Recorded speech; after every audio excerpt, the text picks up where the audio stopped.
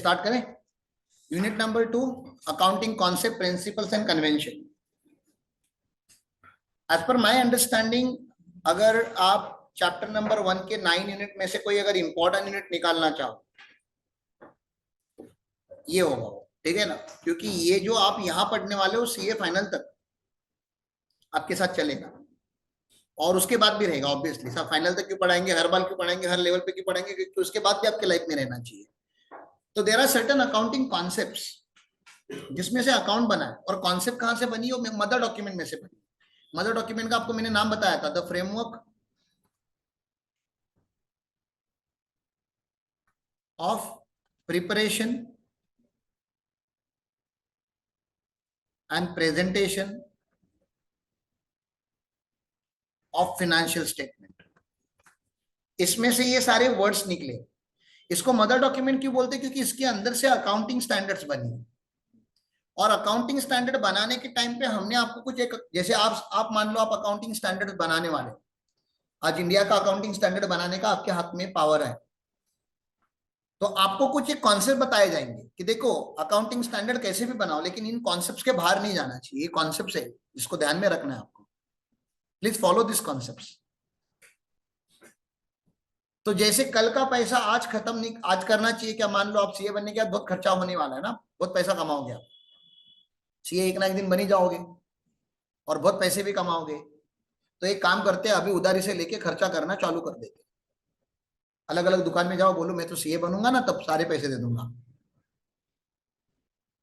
हाँ, बाइक ले लो, मोबाइल ले लो, कपड़े ले लो, घर भी ले लो, उधारी पे ले लो, क्योंकि एक ना एक दिन तो कमाना चालू करना ही है।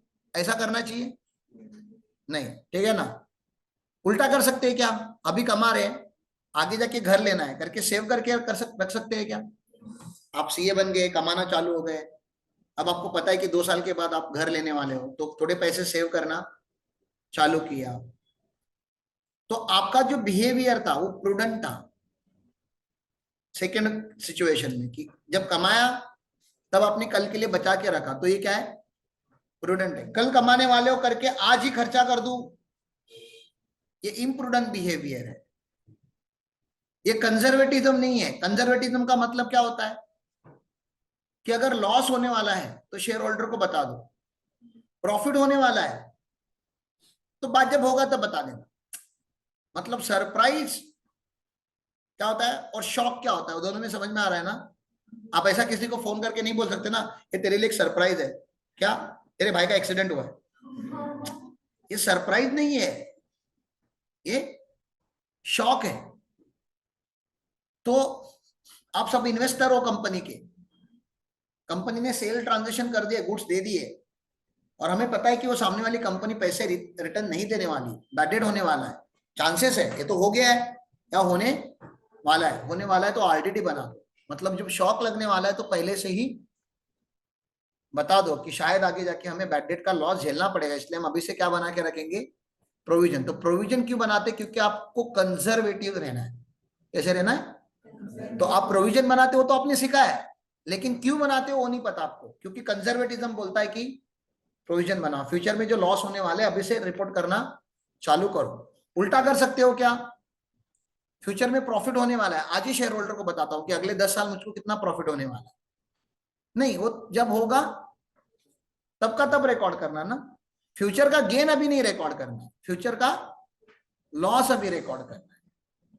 इसलिए आपने इनकम के साइड पे कभी प्रोविजन नहीं देखा होगा, प्रोविजन आप हमेशा डेबिट साइड में देखते हो, provision for contingencies, provision for this and that. तो प्रोविजन हम हमेशा लॉस की बना के रखते हैं, खर्चों की बना के रखते हैं, इनकम की कोई प्रोविजन नहीं बनाता। इनकम जब आएगा तब देखा जाएगा, क्या टेंशन है उसका। सरप्राइज हम कभी भी झेल सकते हैं, शॉक झेलने के लिए ताकत बनानी पड़ती है। तो ये जो अकाउंटिंग के टर्म्स है, अकाउंटिंग की टर्मिनोलॉजीज है, ये निकली कहां से है, क्यू कॉस्ट और एनआरवी विचर इज लोअर ना। कॉस्ट आपकी 50 रुपया है स्टॉक की और मार्केट प्राइस उसका 30 रुपया हो गया, तो रिकॉर्ड कितने पे होगा, विच एवर इज लोअर, मतलब 30 रुपए पे रिकॉर्ड करोगे आप स्टॉक को, जबकि आप 50 रुपए में लेकर आए हो। कोविड की वैक्सीन का मैं यहाँ पे हमेशा एग्जांपल देता हूँ, कोविड वैक्सीन का नहीं, कोविड के टाइम पे एक रेमडेसिविर करके एक मेडिसिन आया था, रेमडेसिविर, जो कोविड के जो सीवियर पेशेंट है, उनको वो इंजेक्शन नहीं देते तो उसकी डेथ हो रही थी। तो इस इंजेक्शन का ब्लैक में वैल्यू 50-50 हजार तक गया था, गवर्नमेंट वैल्यू 3,000 ही था, लेकिन लोगों ने उसको ब्लैक में 50-50 हजार में खरीदा और फिर भी नहीं मिलता था। मतलब कोई 50,000 देने के लिए रेडी भी है, फिर भी वो अवेलेबल नहीं हो रहा था। तो इतना टफ टाइम आ गया था। तो मान लो आपने अभी वो रेमडेसिविर इंजेक्शन खरीदा है 50,000 रुपया, 40,000 रुपया देके, आप बड़े व्यापारी थे, फार्मा का डिस्ट्रीब्यूशन था आपके पास, आपने ब्लैक में व्हाइट में जो खरीदना था खरीदा था, 40,000 में खरीदा था। अभी उसका कोई वैल्यू है क्या? अभी आप कोई 3,000 पे भी नहीं खरीद रहा है उसको, 300 रुपए पे भी अभी नहीं खरीदेगा, नहीं चाहिए, क्योंकि उसके साइड इफेक्ट वगैरह बहुत ज्यादा है। अब जिसको कोविड हो भी जाएगा वो भी बोलेगा मुझको रेमडेसिविर नहीं चाहिए, डोलो दे दो, डोलो खा के ठीक हो जाऊंगा, रेमडेसिविर मत दो, इंजेक्शन नहीं चाहिए, वो वाला इंजेक्शन तो बिल्कुल भी नहीं चाहिए। तो अभी क्या हो गया, उसकी मार्केट वैल्यू गिर चुकी है, आप समझ रहे हो ना? तो बता रहा है जब मार्केट वैल्यू गिर गई तो गिरी हुई वैल्यू पे उसको रिकॉर्ड करो आप। सर मैंने स्टॉक 50 रुपए का लिया था, लेकिन अभी उसकी मार्केट वैल्यू 300 रुपया हो चुकी है, 300 पे रिकॉर्ड करूं क्या? ना ना ना ना ना। लेकिन मार्केट में नहीं नहीं नहीं नहीं, अगर मार्केट वैल्यू ज्यादा होगी, मैंने क्या बोला, मार्केट वैल्यू स्टॉक की कॉस्ट से ज्यादा होगी, तो आपको सरप्राइज मिलेगा कि शॉक मिलेगा? बताओ ना, आपका स्टॉक 50 रुपए का, आप बेचोगे तो 300 रुपए में जाएगा, क्या है आपके लिए? सरप्राइज है ना? तो सरप्राइज कब देना है? कब देना है अपने शेयर होल्डर को सरप्राइज? जब एक्चुअल में बेचोगे तब। बेचा क्या आपने 300 रुपए पे? नहीं, मार्केट वैल्यू जब बेचोगे तो हो ही जाएगा ना, गेन आ ही जाएगा ना, ग्रॉस प्रॉफिट आ ही जाएगा ना आपके बुक्स में। लेकिन ये वाला, ये भी अभी बेचा नहीं है, लॉस हुआ है क्या आपको 20 रुपए का? मार्केट में 50, मार्केट में अली 30 रुपीज है, आपने 50 रुपए में खरीदा था, 50 रुपीज में आपने परचेस किया था। गवर्नमेंट बोलता है विच इज लोअर पे रिकॉर्ड कर, मैं बोला लेकिन अभी बेचा नहीं है ना, बेचूंगा ना आराम से, बोलता है नहीं वैल्यू कम हो गई ना, ये शॉकिंग न्यूज है, आपके स्टॉक की वैल्यू कम होना आपके लिए क्या है? तो शॉक अभी दे दो, सरप्राइज बाद में देंगे चलेगा। तो ये किसने बोला? अकाउंटिंग स्टैंडर्ड 2 ने बोला ना, ये आपका स्टॉक वैल्यूएशन हो गया है ना, वो किसने बोला? अकाउंटिंग स्टैंडर्ड 2, AS2 में लिखा गया, वैल्यूएशन ऑफ इन्वेंट्री करके एक AS है, उसमें लिखा गया ये कि सर आपको कॉस्ट और एनआरवी विचोर इज लोअर पे रिकॉर्ड करना है, मार्केट वैल्यू पे नहीं करना है तब तक जब तक मार्केट वैल्यू कॉस्ट से नीचे ना उतर जाए। सर ये क्यों AS2 ने ये क्यों बोला? इसका लॉजिक क्या है? AS2 ने बोला हो तो हमको भी पता है, हम यही करते हैं फाइनल अकाउंट में, यही करते हैं, लेकिन एक तो आपको ये नहीं पता होता कि कहाँ लिखा है। फाइनल अकाउंट में करना ये सबको पता होता है, कॉस्ट और एनआरवी विच इज लोअर कहाँ लिखा है, तो मैंने आज बता दिया आपको कहाँ लिखा है, AS2 में। मैं अभी उसके भी आगे जाके बता रहा हूँ AS2 ने क्यों बोला है ऐसे, उसके पीछे क्या लॉजिक है? तो कंजर्वेटिज्म। कौन सा लॉजिक है? तो ये वर्ड समझने आपको, कंजर्वेटिज्म। तो ये वर्ड्स कहां पे लिखे गए? जिसमें से अकाउंटिंग स्टैंडर्ड्स बनी है, उस चैप्टर का नाम है accounting concepts, principles and conventions. इसमें से क्या बना? Accounting standards. अब अकाउंटिंग स्टैंडर्ड्स में से आप जो अकाउंटिंग करते हो वो बना है, मतलब अकाउंटिंग स्टैंडर्ड, आप जो अकाउंट अभी करते हो, अकाउंटिंग जो करते हो, वो अगर बेटा है तो अकाउंटिंग स्टैंडर्ड्स उसके पापा है, और ये दादाजी हो गए थे। इसमें से अकाउंटिंग स्टैंडर्ड्स निकली, और अकाउंटिंग स्टैंडर्ड में से आपका अकाउंटिंग निकला है जो आप करते रहते हो, बैलेंस शीट बनाना, P&L बनाना, जर्नल एंट्री मारना, प्रोविजन क्रिएट करना, प्रोविजन को रिवर्स करना, डिप्रिसिएशन करना, वैल्यूएशन करना, ये सब कुछ क्या है? अकाउंट्स है। अकाउंट स्टैंडर्ड्स में से निकलता है, और स्टैंडर्ड कन्वेंशन में से निकलते, प्रिंसिपल में से निकलते। तो आपको समझ रहे हैं आप क्या पढ़ने जा रहे हो? आप कुछ नियम पढ़ रहे हो अकाउंट्स के, जिन नियमों में से अकाउंटिंग स्टैंडर्ड्स बने हैं। तो ये बेसिक प्रिंसिपल्स है अकाउंटिंग के। और मुझे बताओ कितना बुरा लगता होगा हम प्रोफेशनल्स को जब हमें ये पता चलता है कि कॉमर्स के बच्चों को ये पता ही नहीं है। कॉमर्स के बच्चों को तो ये पता होना चाहिए ना, साइंस वालों को नहीं पता है, नहीं आर्ट्स वालों को नहीं है, आई डेफिनेटली है, ठीक है ना, लेकिन कॉमर्स वालों को तो ये सब पता होना चाहिए ना, अकाउंटिंग प्रिंसिपल्स क्या है। कोई पूछता है फंडामेंटल अजम्पशंस क्या है अकाउंटिंग के, क्या है? What are the 3 fundamental assumptions of accounting? ये तो पता होना चाहिए आपको। अजम्पशन क्या? अजम्पशन का मतलब क्या होता है? मान लेना, ये होता ही है, ये ऐसे ही है, इसको क्या बोलते हैं? अजम्पशन। फंडामेंटल मतलब ये है ही, मानने की क्या जरूरत है? बस में जाने के बाद टिकट निकालना क्या है? आपको कोई आके बोलना जरूरी है? हाँ, मैडम ने कौन सा कॉन्ट्रैक्ट करके सिखाया हो? इम्प्लिसिट कॉन्ट्रैक्ट करके सिखाया कुछ? मुझे नहीं पता, मतलब है कि नहीं इम्प्लिसिट कॉन्ट्रैक्ट, इम्प्लाइड कॉन्ट्रैक्ट। हाँ, वो ऐसा कुछ वर्ड है ना, इम्प्लाइड कॉन्ट्रैक्ट। तो आप अगर, भैया आपने होटल में खाना खाया, आपसे किसी ने पैसे नहीं मांगे, तो क्या पैसे दोगे ही नहीं उसको? आप ये से बोल सकते हो क्या, नहीं नहीं मेरा तो कॉन्ट्रैक्ट हुआ ही नहीं था, अग्रीमेंट हुआ नहीं था। क्या क्या होता है वो, मैडम ने क्या क्या सिखाया था कॉन्ट्रैक्ट के पहले का, क्या क्या सिखाया होगा? ऑफर होना चाहिए, एक्सेप्टेंस होना चाहिए, कंसिडरेशन होना चाहिए। होटल में जाने के बाद इतना सब करते रहते हो क्या आप? कि आप हमें ऑफर दो फिर मैं एक्सेप्ट करूंगा? अरे ऐसे थोड़ी ना, क्या आप बैठ गए वहां पे मतलब इंप्लाइड है अभी कि आप वहां पे खाना खाने आए हो, आपने खाना खाया, अब उसका कंसिडरेशन देना पड़ेगा आपको। आप नहीं बोल सकते नहीं नहीं पहले मुझसे अप्रूव लेना चाहिए था आपने। अरे माना जाता है कि आप होटल में बैठ के अगर खा रहे हो तो आपने बिल देख, उसका जो मेनू कार्ड है वो देखा होगा, ये आपको पता होगा। नहीं पता तो आपको पूछना चाहिए था। अभी आपको बिल भरना पड़ेगा। अब बोलोगे मैंने कोई कॉन्ट्रैक्ट साइन नहीं किया, नहीं नहीं अभी कॉन्ट्रैक्ट इंप्लाइड है, साइन करने की जरूरत नहीं है। वैसे लॉ में आपको सिखाया गया है, मैं भी तो वही बता रहा हूं ना। बैलेंस शीट पीएनएल बनाने के लिए या अकाउंटिंग करने के टाइम पे भी कुछ ऐसी इंप्लाइड चीजें हैं, इंप्लाइड है, उसको ही क्या बोलते हैं? फंडामेंटल अजम्पशन बोलते हैं। जो इंप्लाइड है, जो है ही बैलेंस शीट में होता ही है, उसको ही क्या बोला जाता है? Fundamental assumption. तो बताओ फंडामेंटल अजम्पशंस के नाम बताओ तीन, जल्दी जल्दी बताओ, मार दूंगा नहीं तो कुछ तो फेंक के। नहीं आ रहा है बताने? क्यों नहीं आ रहा है पता है? क्योंकि आपने AS1 नहीं पढ़ा है। मैं आपका इंसल्ट नहीं कर रहा हूं तुमको, मुझे खाली इतना बताना है कि ये क्यों पढ़ना जरूरी है। आगे जाके कोई पूछेगा तो शर्म आनी चाहिए ना कि आप इतने महान बन गए, आपको फंडामेंटल अजम्पशंस नहीं पता अभी तक। तो वो कहां पे लिखा है? AS1 में लिखा है disclosure of accounting policies. AS1 का नाम क्या है?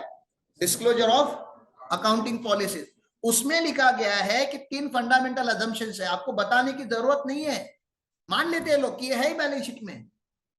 तो उसमें है पहला अक्रूवल, मतलब बैलेंस शीट कौन से बेसिस पे बनी है?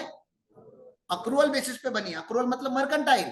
कैसे पता चलता है बैलेंस शीट अक्रूवल है? अरे डेटर है, क्रेडिटर है, क्रेडिट सेल्स है, क्रेडिट परचेसेस है, प्रीपेड एक्सपेंसेस है, आउटस्टैंडिंग है, RDD है, प्रोविजन फॉर एक्सपेंसेस है। तो ये सब क्या है? अक्रूवल है।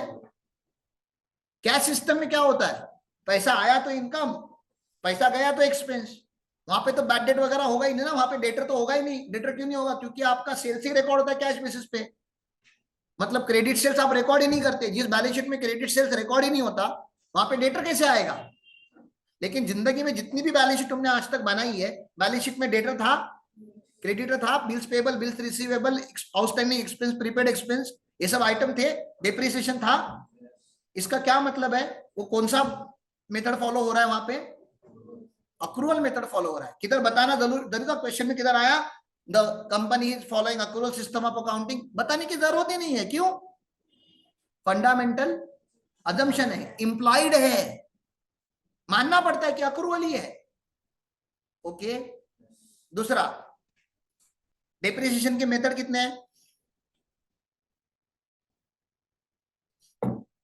बोलो, बहुत सारे हैं, मेनी है, लेकिन मेनली कौन से है? ना बताओ दो का। स्ट्रेट लाइन और return down method, SLM and WDV बोलता हूं मैं। कौन सी मेथड अच्छी है?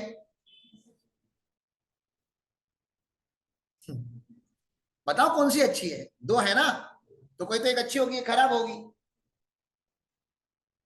अच्छा, आप बिजनेसमैन बनोगे, आप कौन सी फॉलो करोगे? या आप किसी कंपनी के ऑडिटर हो, आप क्या बोलोगे उनको, कौन सी मेथड आप फॉलो करोगे? चूज करो सब लोग। बताओ SLM वाले कितने लोग हैं, हाथ ऊपर करो। ओके, WDV वाले कितने, हाथ ऊपर करो। और बचे हुए लोग कोई बचा भी है क्या? हाँ, कोई एक मेथड आपको फॉलो करनी पड़ेगी ना। SLM फॉलो करना सही या गलत नहीं है, वैसे WDV फॉलो करना भी सही या गलत, दो मेथड है। कोई भी फॉलो करो, अकाउंटिंग स्टैंडर्ड ने परमिट किया है कि आप 2 में से कोई भी फॉलो कर सकते हो, तो सही गलत की बात कैसे हो गई? सक्सेसफुल होने का एक ही रास्ता थोड़ी ना, क्या बहुत सारे रास्ते होते हैं, कोई भी रास्ते से निकल जाओ। कोई लोग पढ़ के सक्सेसफुल होते हैं और कुछ अनपढ़ गवार लोग बिजनेस करना चालू कर देते हैं, वो भी सक्सेसफुल होते हैं। तो जरूरी की पढ़ाई करके ही सक्सेसफुल होना है, कुछ कुछ लोग पढ़ के भी सक्सेसफुल नहीं होते। हाँ, लेकिन प्रोबेबिलिटी ज्यादा कहां पे है? विद स्टडी और विदाउट स्टडी सक्सेसफुल बनने का? विद स्टडी सक्सेसफुल बनने का प्रोबेबिलिटी ज्यादा है, इसलिए हम लोग क्या कर रहे हैं, पहले पढ़ाई अच्छे से कर लेते, फिर धीरे धीरे सक्सेसफुल बनने का फॉर्मूला भी सीख लेंगे। तो सब किसी ने भी चूज किया हुआ रास्ता सही और गलत का रास्ता थोड़ी ना क्या होता है, लेकिन एक बार जो रास्ता आपने पकड़ लिया उसके ऊपर कंसिस्टेंट रहना बहुत जरूरी है। तो अभी आपने पढ़ाई का रास्ता पकड़ लिया है, अब आप नहीं बोल सकते मैंने तो सीए एडमिशन ले लिया लेकिन अब नहीं पढ़ के सक्सेसफुल होके दिखाता हूं। ये तो आने से पहले सोचना चाहिए था, अब आ गया तो पहले इसको कंप्लीट कर लो। तो गवर्नमेंट बोलता है आप मेथड कोई भी फॉलो करो, लेकिन उस मेथड के साथ कंसिस्टेंट रहो। कैसे रहो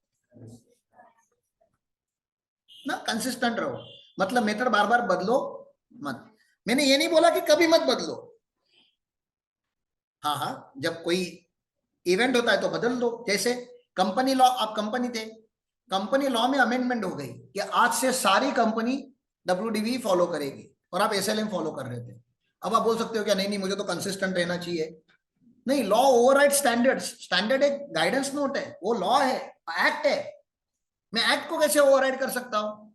तो मुझे कंसिस्टेंसी तोड़नी पड़ेगी, लेकिन जिस साल भी कंसिस्टेंसी तोड़ोगे, विनायक सर ने आपको पढ़ाया होगा चेंज इन मेथड का क्वेश्चन, कि 3 साल से डब्ल्यूडीवी चालू थी अभी एसएलएम चालू हो गई तो क्या करना पड़ता है? तो रेट्रोस्पेक्टिव इफेक्ट निकालना पड़ता है, और चेंज इन मेथड की वजह से जो एडिशनल डिप्रिसिएशन आता है उसको प्रोवाइड करना पड़ता है, और नोट लिखनी पड़ती है आपको कि इस साल आपने मेथड चेंज की है, अकाउंटिंग पॉलिसी आपकी चेंज हुई है, ये नोट लिखना पड़ता है। ये कहां पे लिखा है कि लिखना पड़ता है? एस 1 में लिखा है। डिप्रिसिएशन कैसे निकलता है? वो एस 10 में लिखा है। मैंने क्या बोला? डिप्रिसिएशन निकलता कैसे, वो कहां पे लिखा है? 10 में। लेकिन depreciation consistently same method follow करनी है, वो कहां पे लिखा है? एस 1 में। और एस 1 बोलता है आपको तब तक रिपोर्टिंग करने की जरूरत नहीं है जब तक आप कंसिस्टेंट हो, आपको रिपोर्टिंग ही तब करनी है जब आपने कंसिस्टेंसी को तोड़ा है। मैंने क्या बोला, समझा? थोड़ा समझने का ट्राई करो ये सब। ओके, आगे। आपकी एंटिटी जो है वो गोइंग कंसर्न है। आपकी एंटिटी क्या है? मुझे बताओ, चलो मैं आप लोगों को एक सीक्रेट बता देता हूं। हम सब लोग मरने वाले हैं। सीक्रेट बताया कि नहीं? We all are going to die, definitely, 100% guaranteed. एक ना एक दिन हमें मरना ही है। इमेजिन करो अगले 6 महीने में मरना है। जस्ट इमेजिन, अगले 6 महीने में मरना है। मान लो कि अगले 6 महीने में मरना है। कितने लोग सीए करेंगे अभी भी? 6 महीने में मरना है, मर जाएंगे यार। अगर मुझे कोई बताएगा ना कि सर अगले 6 महीने में या 6 दिन में मरना है, मैं अभी नंगा होकर यहां से गोवा भागेगा। वहां जाके नंगा नहीं होगा, यहां से जाएगा। क्या ही बिजनेस बनाना, क्या ही मेडिटेशन करना, क्या ही पढ़ाई करना, अब मेरे पास कम दे दे। अच्छा, मरने के लिए कल भी मर सकते हैं, तो आज की पढ़ाई वेस्ट, क्योंकि एग्जाम भी नहीं दी। उससे अच्छा तो एंजॉय कर लेते। प्रॉब्लम क्या है पता है? कल मरेंगे इसकी कोई गारंटी नहीं है। नहीं मरे तो एक दिन और जीना पड़ेगा, और परसों भी नहीं मरे तो एक दिन और जिंदा रहना पड़ेगा, और 10 साल में नहीं मरे तो और आगे जीना पड़ेगा। अगर मरना अगर आ जाए तो गम रखने का नहीं, जब मौत आपके सामने आ जाएगी आपको एकदम खुश रहना है, चलो अभी कल से एटलीस्ट होमवर्क नहीं है, एटलीस्ट मॉडल नहीं उठाना है, एग्जाम नहीं देनी, अभी अपने को कोई जज नहीं करेगा, अपने को कोई चिल्लाएगा नहीं, अब खत्म, अभी थैंक यू, लेके जाओ ना। जब यमराज आएंगे, जो भी आएगा, जब कयामत आएगी, लेके जाओ। प्रॉब्लम क्या है पता है? रोज सुबह उठ के चेक करना है कि मैं मरा कि जिंदा है। Am I dead? नहीं, चिमटी लेके देख लो, ओह जिंदा हो। जाओ पढ़ाई कर लो, क्योंकि नहीं मरे तो कमाना पड़ेगा, रिस्पॉन्सिबिलिटी तो उठानी पड़ेगी, लाइफ बनानी पड़ेगी, स्टेटस बनाना पड़ेगा, समाज जज करेगा आपको क्योंकि आप समाज में हो, और जज करना उनका हक है। पढ़ लिख के भी अगर तू सक्सेसफुल नहीं हुआ तो तुझको जज नहीं करेंगे क्या? और फिर तेरी अगली पीढ़ी को तू कैसे इंस्पायर करके मरेगा? मतलब मैं सब कुछ किया लेकिन मेरा कुछ नहीं हुआ, अरे तो तेरी स्टोरी इंस्पिरेशनल तो नहीं, डिप्रेशन में जाने वाली स्टोरी है। तो आपकी स्टोरी इंस्पिरेशनल होनी चाहिए, इसलिए आप मेहनत करते हो। तो बताओ, अगर मुझे पता होगा, मैं फाउंडर हूं गुरुकुल का, मुझे अगर पता चल जाएगा गुरुकुल 3 साल में बंद होने वाला है, तो will I have energy to continue it? अगर मुझे कोई बता देगा कि 3 साल में आपका बिजनेस ना सर बंद होने वाला है, तो मैं कंटिन्यू करूंगा क्या? ऑब्वियसली नहीं ना। अब बिजनेस बंद क्यों होता है? बहुत सारे रीजन है, लॉट ऑफ रीजंस। लेकिन हमने ऐसे बिजनेस में एंट्री की है, आप देख देख रहे हो ना, मैंने आपको पांचों बिजनेस का लॉजिक बताया, आपके पीछे बैनर पे लगाया हुआ है। सबसे पहला बिजनेस है एजुकेशन। जब तक ह्यूमन रेस जिंदा रहेगी तब तक एजुकेशन जिंदा रहेगा। हाँ, मेथोडोलॉजी चेंज हो जाएगी, टेक्नोलॉजी चेंज हो जाएगी, सब्जेक्ट के नाम बदल जाएंगे, लेकिन एजुकेशन रहेगा। एंशियंट इंडिया में भी था, राजा महाराजाओं के जमाने में भी था, ब्रिटिश के राज में भी था, और आगे भी रहेगा। तो एजुकेशन हमने रखा हुआ है। कोविड ने 2 साल खाए, लेकिन आप समझ रहे हो ना आप कितने डम्ब हो चुके हो उन 2 सालों में। It has taken lot of things from you, you don't understand it. आपको लग रहा है बहुत मजा आया घर पे सो के, टीवी देख के, गेम खेल के, किधर जाने का नहीं, स्कूल में जाने का नहीं, बिना स्कूल में गए पास हो गए। आपको लग रहा है कि आपके लिए लकी पीरियड था, नहीं। You did not grow in 2 years, you survived but you did not grow. तो ऐसा सर्वाइवल क्या ही काम का जो जिसमें ग्रोथ नहीं है। हमने फार्म्स में एंट्री की, क्यों? फार्म्स के बिजनेस में हमें जाना है, हमने कंपनी बना के रखी है। फार्म्स में क्यों?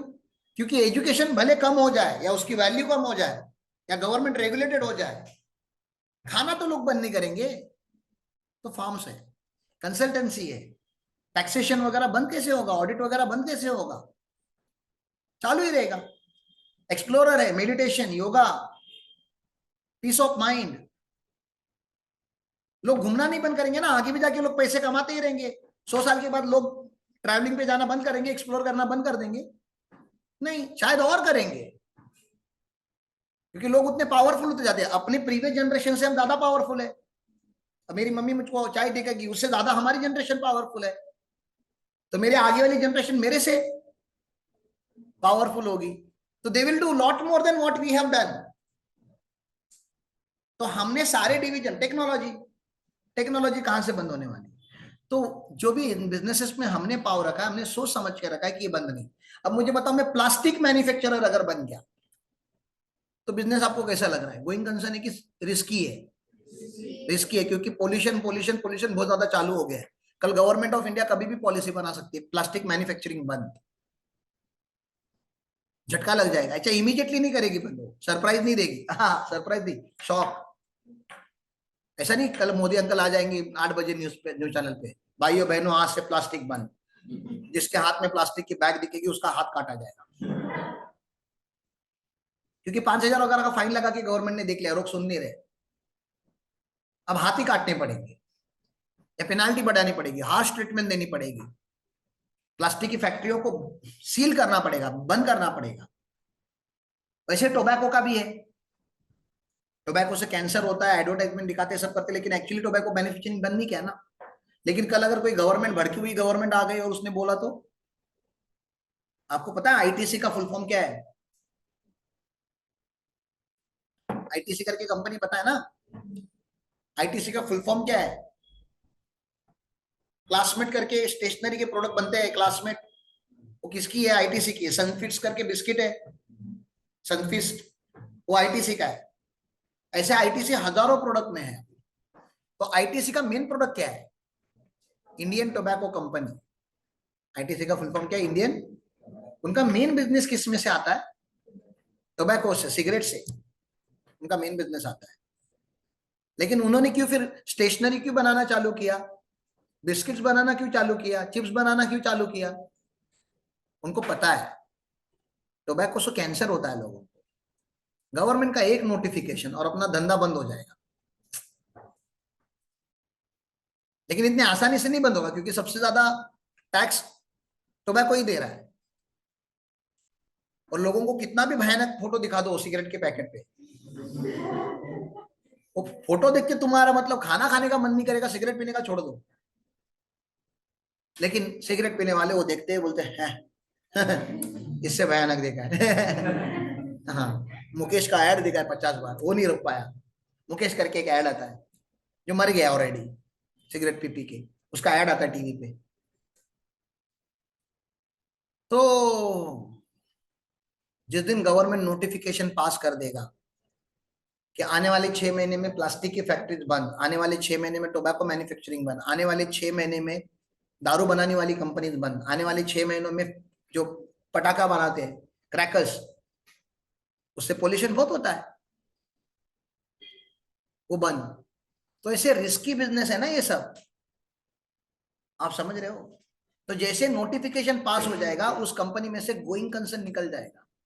गोइंग कंसर्न मतलब कौन सा अजम्पशन रहता है, आप बिजनेस क्यों चालू करते हो, क्योंकि वो चलते रहे। Going going concern, going concern मतलब बिजनेस, जाने वाला बिजनेस नहीं। गोइंग का मतलब ऐसा नहीं कि जा रहा है वो बिजनेस, वो वाला गोइंग नहीं, ऑन गोइंग, आप समझ रहे हैं ना, जो चलते रहेगा, चलते रहेगा। कब तक चलते रहेगा पता नहीं, चलते रहेगा जब तक, जितना फ्यूचर में देख पा रहा हूं। कितना फ्यूचर आप देख पा रहे हो, मैनेजमेंट देख पाता है 5 साल 10 साल 50 साल, जितना फ्यूचर में देख पा रहा हूं। फोर्सिएबल फ्यूचर बोलते हैं, क्या वर्डिंग यूज करते हैं, फोर्सिएबल फ्यूचर। मुझे लग रहा है फोर्सिएबल फ्यूचर में ये बिजनेस चलते रहेगा, गोइंग कंसर्न, इसलिए बैलेंस शीट बनती है। इसलिए आज का क्लोजिंग बैलेंस कल का ओपनिंग बैलेंस बनता है। अगर आज गोइंग कंसर्न खत्म हो गया तो आज बैलेंस शीट नहीं बनेगी, आज रियलाइजेशन अकाउंट बनेगा। क्या आपने बनाया रियलाइजेशन अकाउंट, कभी बनाया, कब बनाया रियलाइजेशन? अरे 12th में, अरे नालायक लोग, तुमने कब बनाया वो नहीं पूछ रहा हूँ, ऐसा कौन सा इवेंट हुआ था कि रियलाइजेशन अकाउंट बनाना पड़ा? डिसोल्यूशन मतलब क्या, गोइंग कंसर्न? डिसोल्यूशन मतलब क्या, पार्टनर ने बोल दिया अभी ये कंपनी फर्म बंद करनी पड़ेगी, मतलब क्या निकल गया आपके इसमें से, गोइंग कंसर्न। गोइंग कंसर्न निकल गया। अब जब एंटिटी में से गोइंग कंसर्न निकल जाता है, उसकी बैलेंस शीट नहीं बनती, फिर उसका रियलाइजेशन अकाउंट बनता है। बैलेंस शीट और रियलाइजेशन अकाउंट में फर्क क्या है, बहुत फर्क है। बैलेंस शीट हिस्टोरिकल वैल्यू पे होती है और रियलाइजेशन अकाउंट रियलाइजेबल वैल्यू पे होता है। Sir what you mean by realisable value? जो वैल्यू रियलाइज होगी असेट बेचने के बाद, क्योंकि अभी आप ये मत सोचो असेट आपके यूज होते रहेंगे, नहीं, अभी आपको असेट बेचने पड़ेंगे, क्योंकि लाइबिलिटीज पे ऑफ करनी है दुकान बंद करने से पहले। तो रियलाइजेबल वैल्यू मतलब क्या, रियलाइजेबल वैल्यू मतलब वो वैल्यू जिस वैल्यू पे असेट अगर अभी मार्केट में बेचूंगा तो कितने पे जाएगा, वो वैल्यू रियलाइजेबल वैल्यू है। तो रियलाइजेशन अकाउंट आप इस तरीके से बनाते हो कि लाइबिलिटीज और असेट का आपको रियलाइजेबल वैल्यू पे रिकॉर्ड, बैलेंस शीट वैल्यू पे नहीं रिकॉर्ड करते आप उनको, आप उसको रिकॉर्ड करते हो रियलाइजेबल वैल्यू पे, रियलाइजेशन अकाउंट। और बैलेंस शीट को खाली करते हो, आप जीरो कर देते हो, तभी तो एंटिटी बंद होगी ना, तभी तो एंटिटी डिसॉल्व होगी।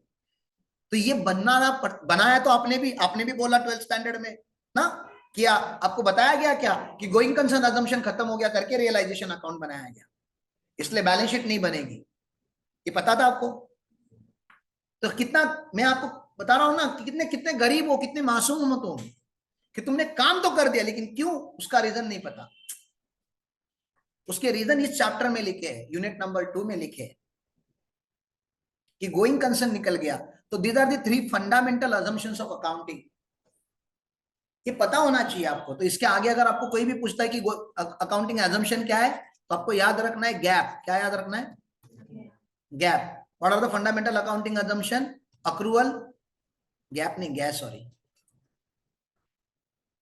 गैक, क्या बोलो अभी, कैसे रीड करो इसको,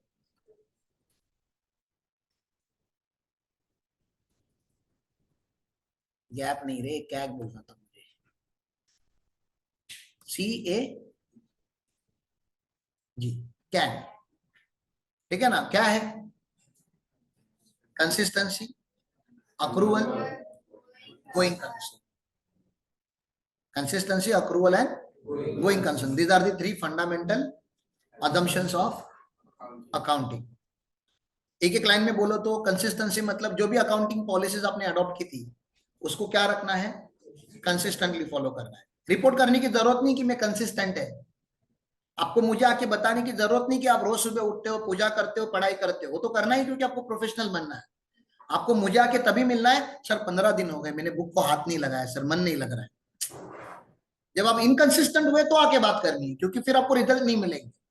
कंसिस्टेंट हो तो रहना ही है। मेरा अजम्पशन क्या है, मैं एज ए टीचर जब आपको स्टूडेंट देखता हूं, आई एम अज्यूमिंग कि आप सब लोग कंसिस्टेंट हो, राइट। दूसरा क्या, कंपनी को भी कंसिस्टेंट रहना पड़ेगा उनकी पॉलिसीज के साथ। अक्रूवल, अकाउंटिंग कौन से बेसिस पे हो रहा है, अक्रूवल बेसिस पे हो रहा है, मतलब कैश बेसिस नहीं फॉलो कर रहे हो आप। अगर आप cash system of accounting follow कर रहे हो तो आपको बताना पड़ेगा मुझे नोट्स टू अकाउंट्स में कि कंपनी, और कंपनी तो अलाउड ही नहीं है, this entity has opted for cash system of accounting and not mercantile और अक्रूवल सिस्टम ऑफ अकाउंटिंग। ये बता, जब आप ये नहीं करते हो तो बताना है। अक्रूवल कर रहे हो तो किधर लिखने की जरूरत नहीं, we have opted for accrual system नहीं बताने की जरूरत है, क्योंकि हम अज्यूम कर लेते हैं आप क्या फॉलो करते हो, अक्रूवल, ठीक है ना। एंड लास्ट वाला गोइंग कंसर्न, तभी तो बैलेंस शीट बनेगा ना, तभी तो 31 मार्च का क्लोजिंग बैलेंस 1 अप्रैल का क्या बनेगा। तो हर 31 मार्च का क्लोजिंग बैलेंस अगले अप्रैल का ओपनिंग बनेगा, हाँ बनते रहेगा। कब तक, जब तक गोइंग कंसर्न है। और कभी पता चल गया अभी नहीं, अभी बिजनेस बंद करने वाले, पार्टनर ने डिसाइड कर लिया नहीं नहीं नहीं करना है अभी, अगले साल बिजनेस नहीं करना है, तो रियलाइजेशन अकाउंट बनाना पड़ेगा। बैलेंस शीट बना के मतलब नहीं है, अब रियलाइजल वैल्यू पे लिखो, अब बुक वैल्यू पे लिखने की जरूरत नहीं। Are you getting this? ये बहुत सिंपल है अकाउंट्स, अकाउंट्स को कॉम्प्लिकेट आप मत करो प्लीज। समझना चालू करोगे तो अच्छे से सीखना भी, आपने ऑलरेडी सीख के रखा। देखो रियलाइजेशन अकाउंट मैंने तो नहीं क्या सिखाया आपको, आपको पहले से पता है कि रियलाइजेशन अकाउंट रियलाइजेबल वैल्यू पे बनता है। बैलेंस शीट नहीं बनानी है, बैलेंस शीट खाली करनी है, मैं खाली उसका लॉजिक बता रहा हूँ कि क्यों करते हो, ठीक है। तो ऐसे क्या क्या पढ़ना है हमको, ऐसे अलग अलग कॉन्सेप्ट है ना।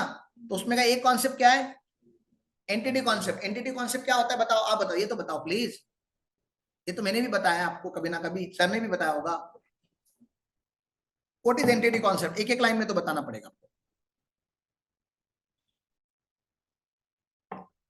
मैंने सीए पे आपको एक स्टोरी बताई थी कि मेरे बॉस ने मुझे पूछा था, मतलब सर ने मुझे पूछा था कि इंटरव्यू में कि 5 क्वेश्चन पूछूंगा, 5 में के 3 का अगर राइट आंसर देगा तो जॉब लग जाएगी, ऐसा कुछ मैंने बताया था आप लोगों को, अगर आपको याद है। उसमें का एक सवाल उन्होंने यही पूछा था कि प्रोप्राइटर अपना कैपिटल लेके बिजनेस में आता है, प्रोप्राइटर अपना खुद का पैसा, मैं प्रोप्राइटर, मैं अपना पैसा लेके बिजनेस में आता हूं, तो मेरा कैपिटल असेट है कि लाइबिलिटी है? मयूर सर, हाँ वो आ जाओ ना, किधर हो आप? मैंने फोन किया तो ऊपर नहीं थे। वो जरा अंदर स्टूडियो पूरा चालू है सिस्टम, आज का लेक्चर वो जरा कॉपी करके वो रखना था, इसलिए हाँ वो करना था बस। अरे प्रोप्राइटर का खुद का पैसा लाइबिलिटी, देखो बैंक से लोन लिया वो लाइबिलिटी है, क्रेडिटर लाइबिलिटी है, सैलरी पेएबल लाइबिलिटी है, इनकम टैक्स पेएबल लाइबिलिटी है, कैपिटल लाइबिलिटी क्यों है? कैपिटल तो मेरा ही पैसा हो गया ना। कैपिटल आप कौन से साइड में लिखते हो? कैपिटल किसका पैसा होता है? ओनर का होता है। बिजनेस किसका है? मतलब मेरा ही पैसा मैं लेकर आया ना, घर से पैसा लाके इधर गले में रखा। एंट्री क्या मारते हो आप, cash bank account debit to capital account, और कैपिटल को कहां पे लिखा जाता है? तो मेरा पैसा लाइबिलिटी कैसे?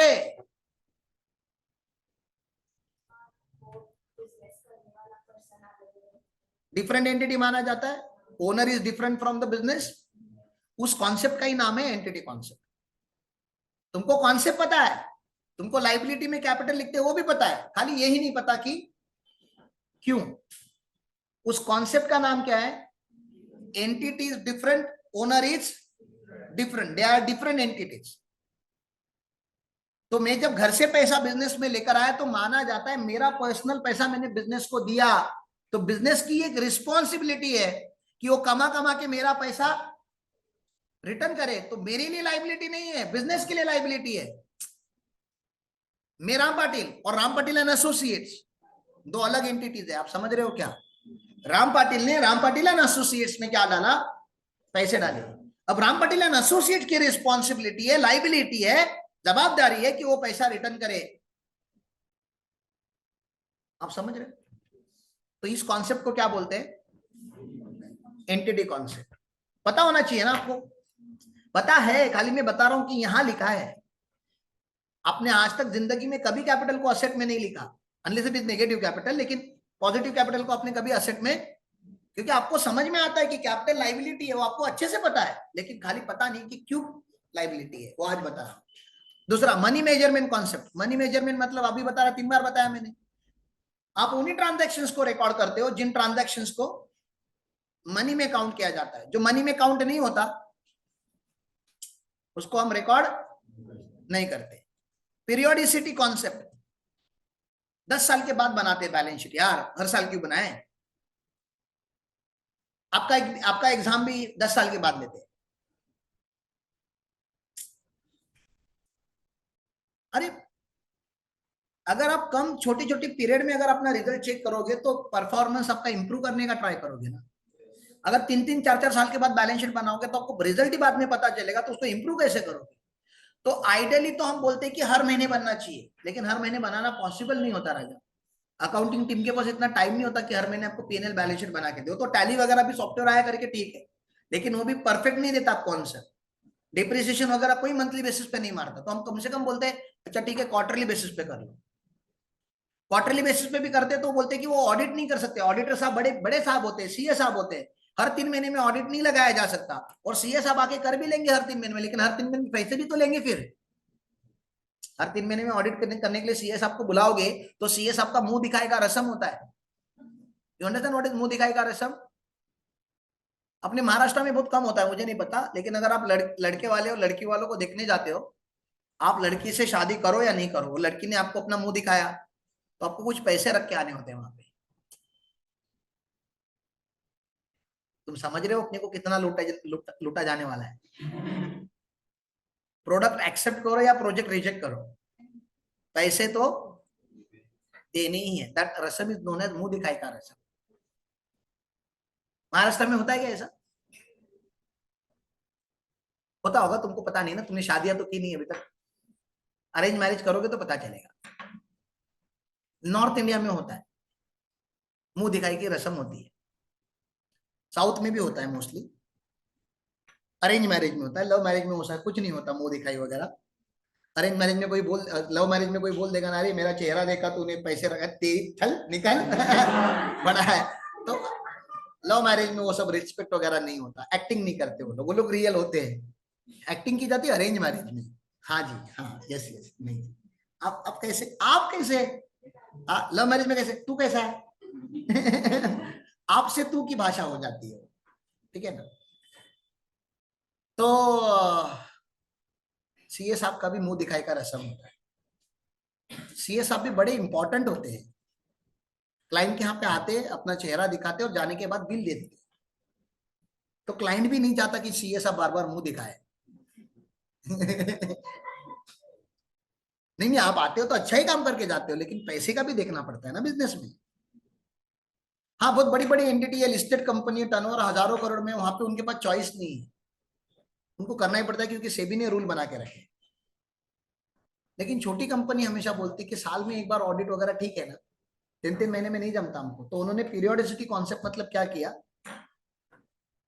12-12 महीने का उन्होंने बोला। देखो टोटल 5 साल 10 साल का बैलेंस शीट बना के मतलब, पीएनएल बना के मतलब, तो एक पीरियोडिकल पीरियोडिकल पीरियड में बनाते हैं, एक साइकिल में बनाते हैं, तो कंपेरेबिलिटी आता है। पीरियोडिसिटी नहीं होगा तो कंपेरेबिलिटी नहीं आता, कंपेरेबिलिटी नहीं आता तो एनालिसिस नहीं कर पाते आप whether you are performing better और नॉट।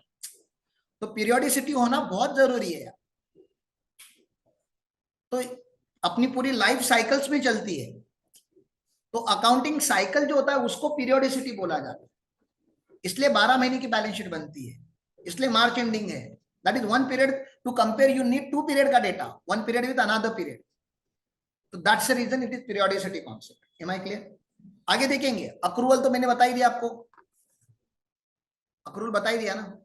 चलो दूसरा एक सवाल पूछने का टाइम आ गया, देखता हूं कौन आंसर देता है। जो आंसर देगा इसका, वो उसको कुछ नहीं मिलेगा। नहीं, कुछ तो देते हैं, क्या देते हैं पता नहीं मुझको, लेकिन मेरे पास देने के लिए क्या है ऊपर जाके देखना पड़ेगा। बिस्किट्स है, ओरियो मिलेगा, बॉर्बन मिलेगा, पार्ले जी भी रहेगा, मोनाको भी है, जो तुमको चाहिए वो बिस्किट मिलेगा, अगर आप मुझको राइट आंसर दोगे तो। ये बैलेंस शीट है, ये पीएनएल है, पहला वाला थोड़ा छोटा बनाया, आप एडजस्ट कर लो, मेरे साइज के है, ठीक है ना, ये छोटे बटले लोगों के लिए है, बटला बैलेंस शीट, बटला पीएनएल, ठीक है ना। यहाँ पे असेट्स होते हैं, यहाँ पे लाइबिलिटीज होते हैं, यहाँ पे इनकम होता है, और यहाँ पे इतना तो मुझे भी पता है, इतना आपको भी पता है। इन्वेंट्री, क्लोजिंग इन्वेंट्री असेट है, लाइबिलिटी है, इनकम है, एक्सपेंस है। इन्वेंट्री समझता है ना, जो जिसका अपने वैल्यूएशन का चैप्टर पढ़ा, क्लोजिंग स्टॉक, दुकान में लगा हुआ स्टॉक क्या है, असेट है, लाइबिलिटी है, इनकम है, एक्सपेंस है। तो असेट में लिखा होना चाहिए यहाँ पे, तो असेट में करंट असेट करके होता है, करंट असेट में इन्वेंट्री करके होता है, बैलेंस शीट में स्टॉक करके लिखते हैं हम लोग, क्लोजिंग स्टॉक इन्वेंट्री आता ही है। पीएनएल में क्या होना चाहिए था, क्रेडिट साइड पे इनकम, और डेबिट में क्या होना चाहिए था, एक्सपेंस, मतलब रेवेन्यू आइटम होने चाहिए थे उसमें, या तो रेवेन्यू एक्सपेंडिचर या तो रेवेन्यू इनकम होना चाहिए था वहां पे।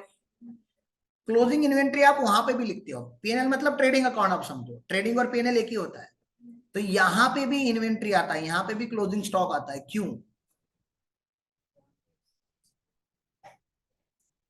तो बेचेंगे तो सेल्स की एंट्री आएगी ना, अभी तो नहीं बेचा है, इनकम कहाँ है, नहीं है, असेट है, अभी तो आपने बोला 2 मिनट पहले असेट है, क्लोजिंग स्टॉक इनकम कैसा हो गया, क्लोजिंग स्टॉक तो स्टॉक है, इनकम में कब कन्वर्ट होगा ये, जब बेचेंगे, अभी तो ना क्या इनकम है, फिर भी आपने इनकम साइड में क्यों लिखा,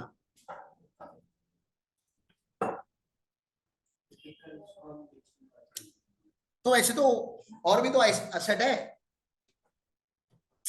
और जब कल बेचने वाला है, मेरा भी वही मानना है ना कि कल रिकॉर्ड करना चाहिए ना, आज क्यों। देखो ना, आप इमेजिन करो, trading account, PNL account imagine करो, सारे आइटम कौन से हैं, देखो ना, सेल्स है, dividend received, commission received, discount received, debit में देखो सैलरी, वेजेस, टेलीफोन एक्सपेंस, तो सारे एक्सपेंस दिखेंगे यहाँ पे, और यहाँ पे सारे इनकम दिखेंगे। ये एक लौटा ही अजीब आइटम है स्टॉक, ये क्या कर रहा है उधर, इसका तो जगह बैलेंस शीट में था, आपको भी तो सिखाया होगा ना 11th स्टैंडर्ड, क्लोजिंग स्टॉक 2 जगह पे, trading account, credit side, balance sheet, asset side. ज्यादा चिल्ला के पूछते तो बच्चे पूछते नहीं क्यों।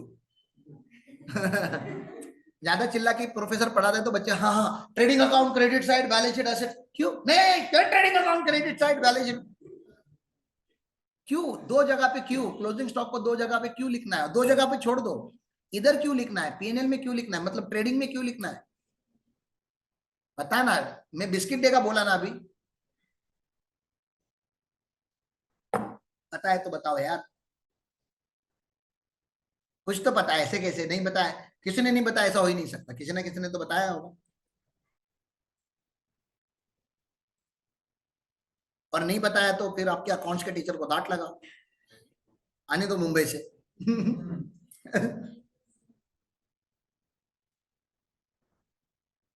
बता,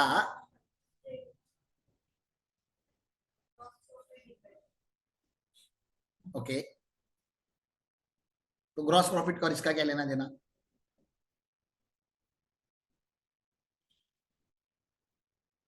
गलत नहीं तो बरोबर बता रहा है, लेकिन मेरा भी सवाल वहीं से चालू होता है ना, क्या ये फिर से मुझे बता रही कि क्या करते हैं, मैं पूछ रहा हूं क्यों करते हैं।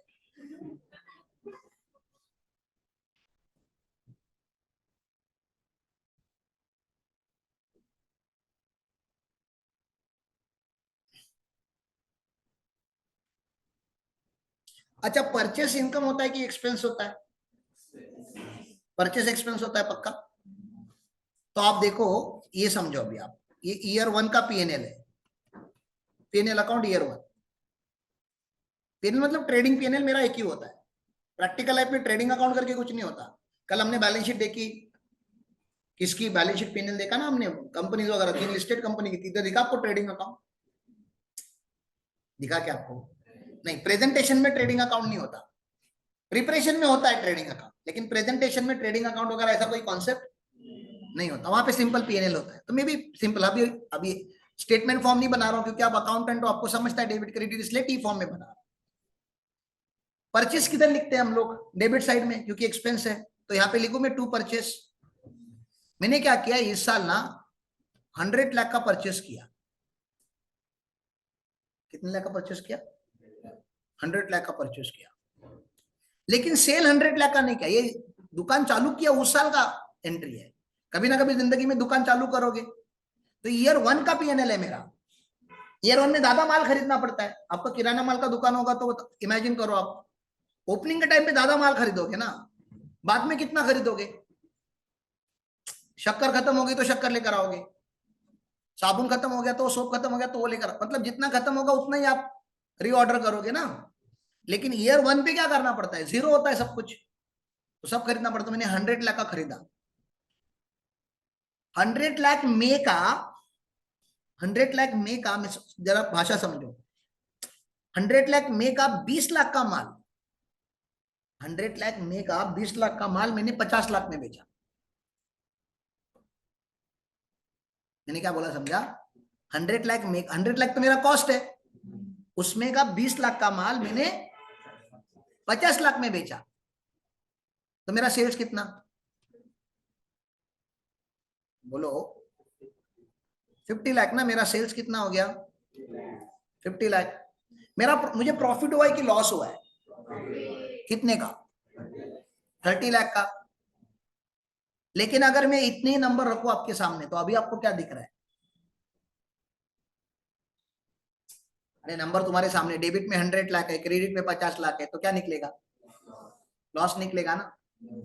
तो रियल बिजनेसमैन को तो पता है कि उसको क्या हुआ है। अरे बिजनेसमैन को पता है, उसको, उसके दिल में है मेरे को क्या हुआ है। लेकिन अकाउंटेंट निकाल के दे रहा है, नहीं सर लॉस हुआ है, क्योंकि डेबिट में 100 लाख है और क्रेडिट में 50 लाख है। भाषा मिसमैच हो गई ना। Businessman knows he is in profit, but accountant doesn't know that business is in profit. तो इस गलती को ठीक करना पड़ेगा, इस गलती को ठीक करना पड़ेगा। कैसे ठीक करेंगे?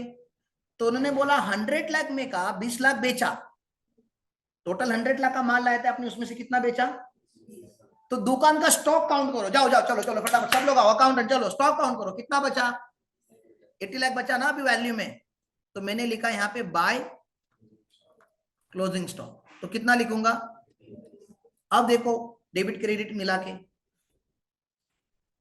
कितना प्रॉफिट हुआ अभी आपको? 30 लाख का। ये समझ में आ रहा है 30 लाख का जादू का नंबर कहां से आया? ओरिजिनल वही था ना। 20 लाख का आइटम 50 लाख में बेचा था, तो प्रॉफिट कितना हुआ था? 30।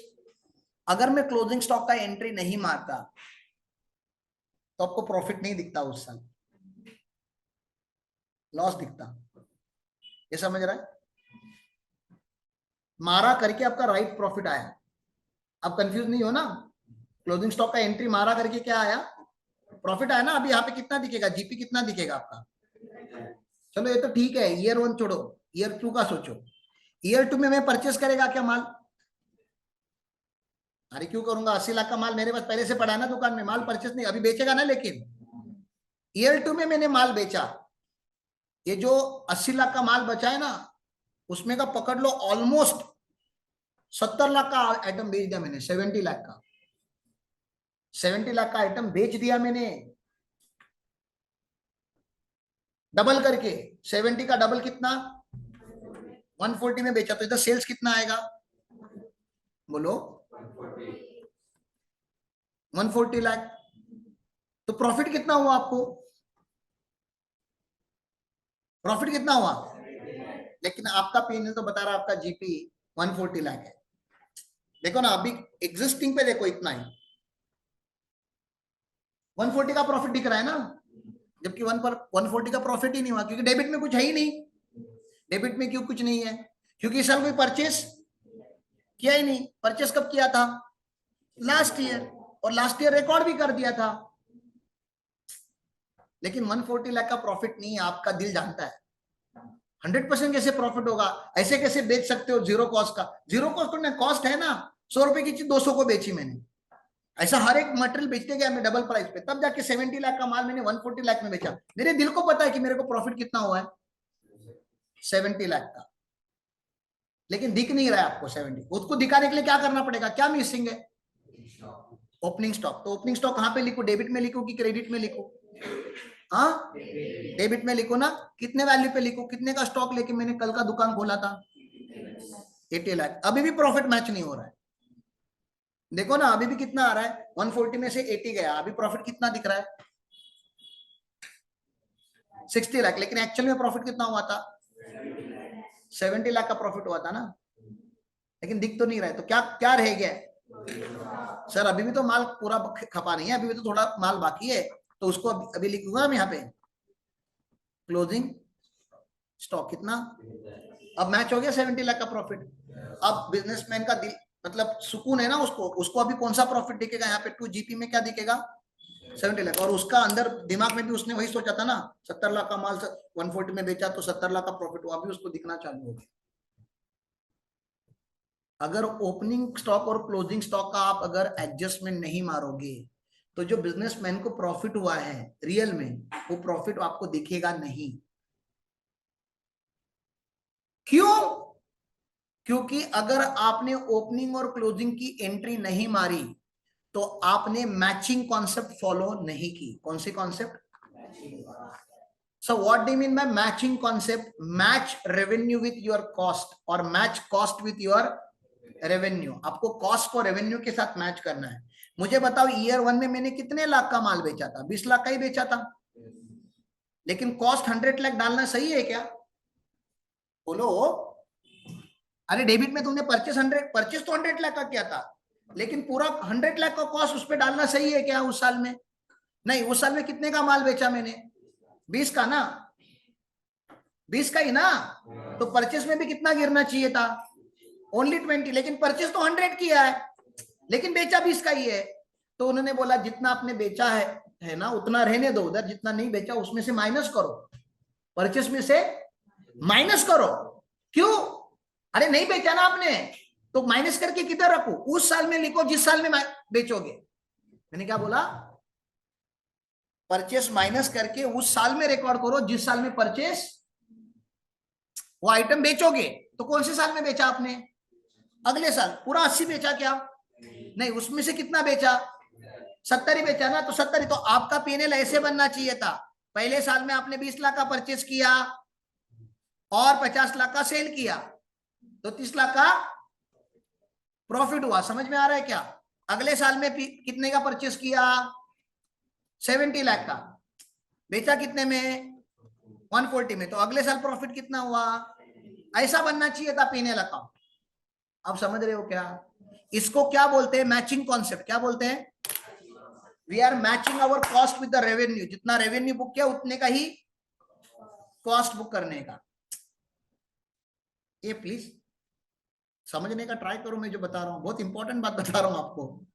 इसके बाद अगर कोई पूछेगा ना कि क्लोजिंग स्टॉक ट्रेडिंग में क्यों रिकॉर्ड करते हो, मैचिंग कॉन्सेप्ट, दैट्स ऑल, उससे ज्यादा बोलने का नहीं। तो उसको पूछते दो मतलब क्या मैचिंग, मतलब क्या। अच्छा आओ बेटो, टाइम लगेगा समझाने के लिए मैचिंग क्या होता है।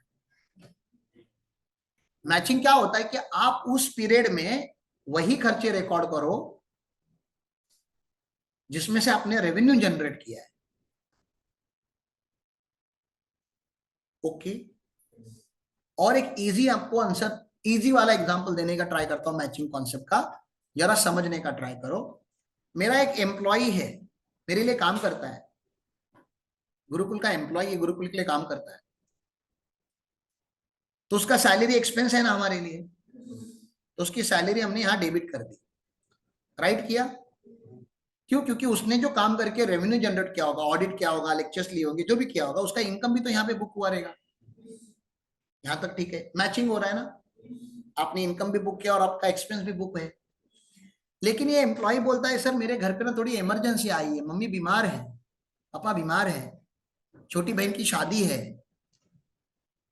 बड़ा भाई फॉरेन में जा रहा है, कुछ भी कोई भी इमरजेंसी हो सकती है, मुझे थोड़ा एडवांस सैलरी मिल जाता ना सर तो अच्छा हो जाता। मैंने बोला अभी मार्च का महीना चालू, बोलता है अप्रैल मई जून 3 महीने का पगार मुझे अभी दे दो सर।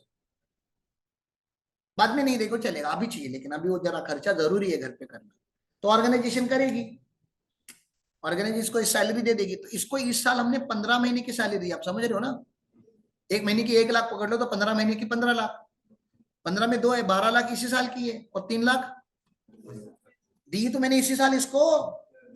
तो सैलरी अकाउंट में डेबिट कितना करूं, 15 करूं कि 12 करूं? मेरा सवाल समझा क्या आपको? मैंने सैलरी दी कितनी, 15 लाख, देनी कितनी थी, 12, 3 लाख एक्स्ट्रा दिया ना, क्योंकि उसने मांगा मुझसे तो मैंने दिया उसको। तो पीएनएल में डेबिट कितना होगा,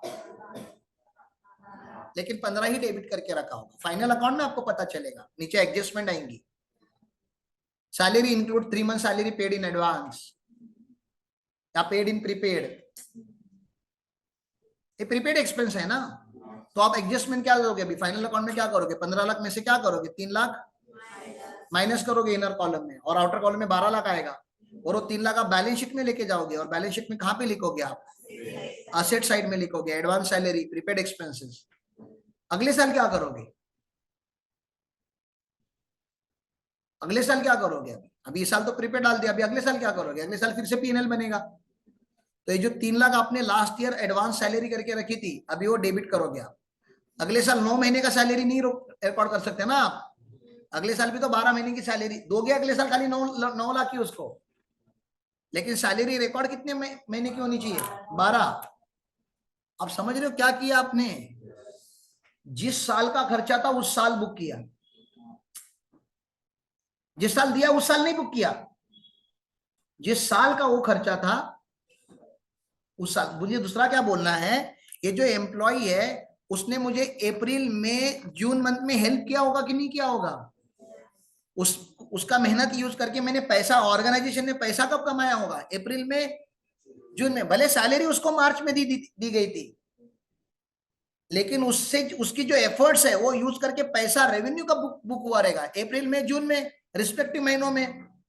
तो खर्चा भी कौन से महीनों में बुक होना चाहिए, अप्रैल में जून, मतलब अगले साल ही बुक होना चाहिए। आप समझ रहे हो क्या? तो प्रीपेड एक्सपेंस कॉन्सेप्ट ही क्यों आया, प्रीपेड एक्सपेंस की मदर डॉक्यूमेंट कौन है, matching concept. What are you trying to do, you are trying to match revenue of the organisation with an expense of the organisation. नहीं तो ये तो गलत हो रहा है ना, इस साल आप 15 महीने का सैलरी दे रहे हो और अगले साल आप 9 महीने का सैलरी दे रहे हो, ये तो गलत है, ये मिसमैच है। इस साल भी 12 होना चाहिए और इस साल भी 12 होना चाहिए, क्योंकि 12 महीने उसने लास्ट ईयर भी काम किया था, 12 एक साल में 15 महीने कोई काम ही नहीं कर सकता साहब, वो तो मिसमैच हो जाएगा ना। तो मैच करने के लिए आपने क्या किया, प्रीपेड का एडजस्टमेंट मारा। मैच करने के लिए आपने क्लोथिंग स्टॉक का इस साल परचेस तो किया, लेकिन इस साल बिकने नहीं वाला, तो परचेस में से माइनस करना था। अब कोई चीज परचेस में से माइनस करना और क्रेडिट पे लिखना एक ही बात हो गई ना, आपको उतना तो अकाउंटिंग आता है। Closing stock is nothing but reversal of purchase, देखो समझ में आ रहा है क्या, closing stock is nothing but reversal of purchase, क्योंकि उस साल परचेस हुआ है लेकिन उस साल वो आइटम सेल नहीं हुए सर, तो परचेस रिवर्स करना पड़ रहा है। क्यों? क्योंकि सर उस साल बुक करेंगे जिस साल सेल होगा, परचेस को अभी रिवर्स करेंगे और ऐसे साल में बुक करेंगे जिस साल में परचेस सेल होगा। जो आइटम है आज परचेस किया लेकिन आज इसको बिकेगा नहीं, वो आगे जाके बिकेगा, उसको क्या बोलते हैं, मैचिंग कॉन्सेप्ट। उसको क्या बोलते हैं, मैं अपने खर्चे को उस साल में रिकॉर्ड कर रहा हूं जिस साल में उसका रेवेन्यू भी बुक होगा। प्रीपेड एक्सपेंस भी उसका ही कॉन्सेप्ट है। क्यों आप अगले साल का प्रीपेड एक्सपेंस इस साल रिवर्स करते हो, सेम, अरे अगले साल का खर्चा इस साल किया तो इस साल मत बुक करो। क्यों? मैंने अभी इंटरनेट बिल मार्च में 3 महीने का भर दिया, प्रीपेड किया, मार्च का 1 महीना है उसमें, और अगले 2 महीने का अप्रैल और मई का भी भर दिया, प्रीपेड खर्चा किया, तो जितना पे किया इसी साल रिकॉर्ड करूं? बोलो, इंटरनेट का खर्चा मैंने किया, मार्च में मैंने बिल पे किया 3 महीने का, अप्रैल में जून, सॉरी मार्च अप्रैल मई, इन 3 महीनों का भरा, क्या पूरा का पूरा आप इसी साल रिकॉर्ड करते हो? नहीं, आप कितना 1 महीने का इधर रखोगे और जो उसका 2/3 होता है मल्टीप्लाई बाय 2 डिवाइड बाय 3, इतना जो खर्चा होता है अगले साल लेके जाओगे ना। क्यों? क्योंकि इंटरनेट का बेनिफिट आप इस साल खाली 1 ही महीने का लोगे सर, बचे हुए 2 महीने तो आप कौन से साल में यूज करने वाले हो। तो खर्चा भी कब होना चाहिए, रिकॉर्ड भी कब होना चाहिए, नेक्स्ट ईयर। अक्रूवल यही बोलता है ना, मैचिंग कॉन्सेप्ट और accrual concept goes hand in hand. आप मैच करते हो, तो ये मैचिंग कॉन्सेप्ट समझ, थोड़ा तो समझ में आ रहा है आपको प्रीपेड एक्सपेंसेस क्यों बना, क्योंकि मैचिंग कॉन्सेप्ट है। ये क्यू का जवाब आपको कोई नहीं दे पाएगा, आप समझ रहे हो ना। Only chartered accountancy student know क्यू। बाकी मैचिंग कॉन्सेप्ट का तो अपना प्रीपेड का एडजस्टमेंट सबको पता है। Trading account, closing stock and balance sheet, asset side, closing stock का एंट्री, सब एंट्री सबको पता है। क्यू का जवाब सबके पास नहीं है। तो आप समझो closing stock is nothing but reversal of purchase. क्या नहीं है, क्या है क्लोजिंग स्टॉक? ट्रेडिंग अकाउंट में जो क्लोजिंग स्टॉक है वो क्या है? क्लोजिंग स्टॉक एक्चुअली जो असेट है, आपको कोई पूछता है ना क्लोजिंग स्टॉक असेट है कि लाइबिलिटी है, तो क्लोजिंग स्टॉक असेट है, कहां पे है? हेलो, अभी नहीं है। क्लोजिंग स्टॉक जो है वो असेट है, वो कहां पे दिखता है आपको? इन्वेंट्री में, बैलेंस शीट में। जो ट्रेडिंग अकाउंट में दिख रहा है वो असेट नहीं है, वो रिवर्सल ऑफ परचेस है। देखो समझने की बात, ट्रेडिंग अकाउंट में दिख रहा है वो क्या है? Reversal of purchase. Purchase 100 lakh का किया था, लेकिन उस पीरियड में खाली 20 लाख का ही बेचा है, मतलब 80 लाख का गलत हो गया ना यार उधर, वो उस पीरियड का है ही नहीं, अगले पीरियड में बेचने वाले हो आप, तो इस पीरियड से पहले निकाल लो। तो इसलिए इस पीरियड से निकल जाता है, और फिर कौन सी पीरियड में बुक करना था? अगले पीरियड में ओपनिंग स्टॉक करके। तो ओपनिंग स्टॉक नहीं है एक्चुअली, वो परचेस है। ओपनिंग स्टॉक डेबिट में आता है, परचेस भी, लेकिन वो उस साल परचेस नहीं किया था, पहले परचेस करके रखा था, खाली धक्का मार के आगे लेकर आया, उधर से माइनस किया और इधर ऐड किया, तो परचेस में ऐड किया आपने उस साल के, मतलब ओपनिंग स्टॉक लिया आपने वहां पे। ये समझ में आ रहा है आपको? सर उस साल बिकेगा उसकी कोई गारंटी नहीं, चाहिए भी नहीं। जितना बिकेगा उस साल करेंगे, जितना बच जाएगा फिर इस साल माइनस करेंगे, और अगले साल कैसा कब तक करेंगे? तब तक जब तक ये बिकेगा नहीं। मतलब साला परचेस कौन से साल में रिकॉर्ड होता है? जिस साल में सेल होता है। हेलो, परचेस कौन से साल में रिकॉर्ड होता है आइटम? जिस साल में वो, अगर आइटम सेल नहीं हुआ तो उसका परचेस का एंट्री भी नहीं जाना चाहिए था, लेकिन क्योंकि वो परचेस का एंट्री, परचेस उसी साल में रिकॉर्ड करना पड़ेगा जिस साल परचेस किया है, तो आप परचेस तो रिकॉर्ड करते हो, लेकिन उसका एक्सपेंस नहीं रिकॉर्ड करते, उसका एक्सपेंस रिवर्स करते हो आप by recording it as a closing stock. फिर आप उस साल में लिखते हो ओपनिंग स्टॉक, जिस साल में वो सेल होता है, और उस साल भी सेल नहीं हुआ तो फिर से क्या, कहां पे चला जाता है वो? Opening becomes closing. पहले साल में purchase become closing, next year में क्या होगा? अगर बिका नहीं तो ओपनिंग बिकम्स क्लोजिंग, फिर अगले साल ओपनिंग आएगा, फिर क्लोजिंग में जाएगा, तब तक ये जाते रहेगा जब तक एक्चुअल में से, तो जिस साल सेल होगा उसी साल में एक्सपेंस रिकॉर्ड होगा। अगर ये समझ में आया तो आपको मैचिंग समझ में आया। ये क्यों किया जाता है? क्योंकि हमारी मदर डॉक्यूमेंट बोलती है आपको मैच करना है। क्या मैच करना है? Revenue and cost. आपको एक दिन लोग कॉन्ग्रेचुलेट करने आएंगे, साहब ताली बजाएंगे आपके लिए, पटाखे भी लगाए लगाए जा सकते हैं जिस साल आपका रिजल्ट निकलेगा सीए फाइनल करके। जिस साल आप चार्टर्ड बनोगे लोग आपको कॉन्ग्रेचुलेट बोलेंगे कि नहीं? लेकिन अभी आपके दोस्त आपसे नाराज भी हो सकते हैं कि उनके घर पे गणपति आप गए नहीं, आपके रिलेटिव नाराज हो सकते हैं आपसे कि घरचा गणपती तरी पण नालायक नाही आले। आपको नहीं लगता मेरे घर वाले भी, मेरे भी तो मामा के घर पे गणपति है, चाचा के घर पे गणपति है, दोस्तों यारों के घर पे गणपति है। मेरा एक फ्रेंड है जो फॉरेन में रहता है, वो इंडिया में आया है, उसकी मम्मी का 60th बर्थडे है। स्कूल फ्रेंड, बहुत क्लोज थे हम लोग। उसने कल कॉल करके मैसेज करके बोला है कि प्लीज आ जाना। मैं नहीं जा पा रहा हूँ। नाराज नहीं होगा वो? नाराज तो होंगे ना यार, बिल्कुल नाराज होंगे। लेकिन उनकी नाराजगी निकालने के लिए अगर आज मैं जो कर रहा हूँ वो करके रोक के अगर मैंने उनकी नाराजगी निकालने में लग गया तो मेरी जिंदगी निकल जाएगी, लेकिन उनकी नाराजगी नहीं निकलेगी, क्योंकि वो नाराज किसी ना किसी रीजन को तो लेके रहेंगे। मैं नहीं तो किसी और के लिए, लेकिन वो जो नाराज रहता है वो हमेशा जिंदगी में नाराज ही रहता है। रीजन उसको अलग अलग मिलते रहते हैं। लेकिन अगर मैंने गुरुकुल बना लिया, मैंने बिजनेस बना लिया, मैंने आप लोगों को सीए बना लिया, 5 साल के बाद जो गुरुकुल दिखेगा उसका चेहरा ही अलग होगा। और फिर यही लोग जो आज नाराज है 5 साल के बाद मुझे शाबाश के देंगे। जो आज आप फाउंडेशन की एग्जाम लिख रहे हो, 5 साल के बाद जब आप चार्टर्ड की डिग्री लेके जाओगे घर पे, और उसके भी आगे जाता हो, जब आप 2-2 लाख 3-3 लाख महीने का कमाओगे, तो इन सबकी नाराजगी ऑटोमेटिकली निकल जाएगी। भूल जाएंगे वो कि आप 5 साल पहले गणपति देखने नहीं आए थे उनके घर पर।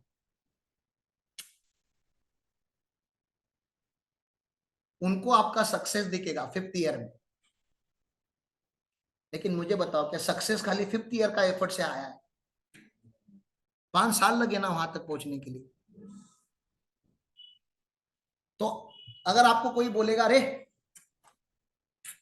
एका वर्षाचे 50 लाख कमवतो तो 1 साल के 50 लाख कमा रहा है वो, क्या वो 1 साल का 50 लाख है? जिस साल आप साल में 50 लाख कमाओगे क्या उस साल का 50 लाख है वो? अरे उसके पहले 8 साल 10 साल दिन रात मेहनत किया, उसका क्या? अभी आपको पैसा मिलता है क्या पढ़ाई करने का?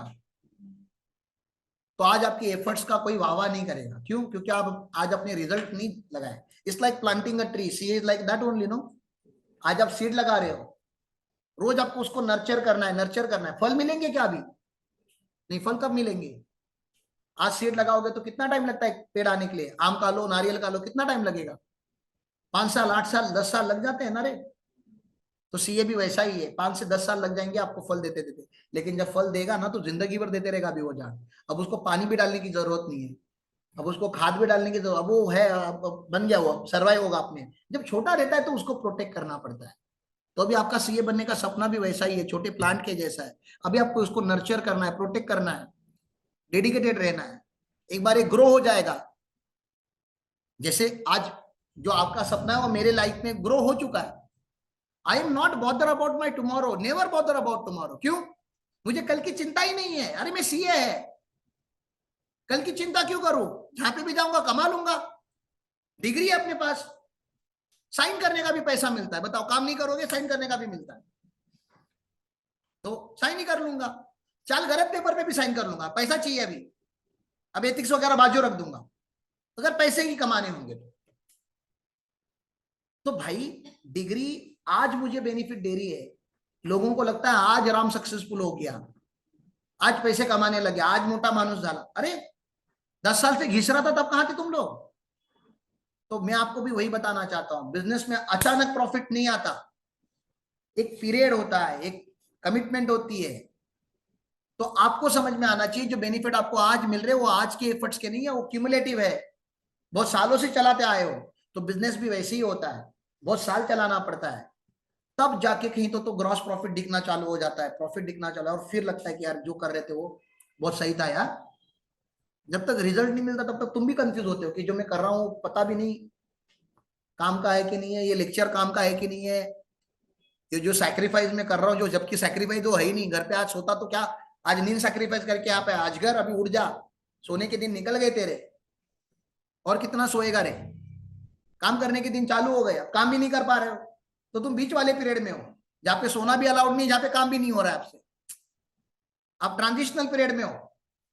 तो अभी पढ़ लो ताकि आगे मेहनत कम करनी पड़े, और जितनी मेहनत करो उससे ज्यादा पैसा मिले ना, जितना एफर्ट डालो उससे ज्यादा बेनिफिट मिले। Benefit should be more than the cost. तो जितना एफर्ट होगा उससे ज्यादा, वो खाली नॉलेजेबल टैलेंटेड लोगों को ही मिलता है एफर्ट से ज्यादा पैसा। नहीं तो मजदूर लोगों को देखो, मेहनत से कम पैसा मिलता है, जितना वो मेहनत करते हैं उतना नहीं कमाते वो लोग, क्योंकि मजदूर है ना, वो पढ़ाई नहीं की थी इसलिए कम कमाता है। तो उसकी गलती है वो, हमारी नहीं गलती है। कोई अगर गटर साफ कर रहा है तो उसकी गलती है, मैं जज नहीं कर रहा, गटर साफ करना भी एक प्रोफेशन ही होता है। लेकिन वो गटर इसलिए साफ कर रहा है क्योंकि वो बैलेंस शीट में का कचरा नहीं साफ कर पा रहा है। बैलेंस शीट में भी कचरा होता है साहब, अकाउंट्स में भी कचरा होता है, ऑडिटर की रिस्पॉन्सिबिलिटी वहां का कचरा साफ करना।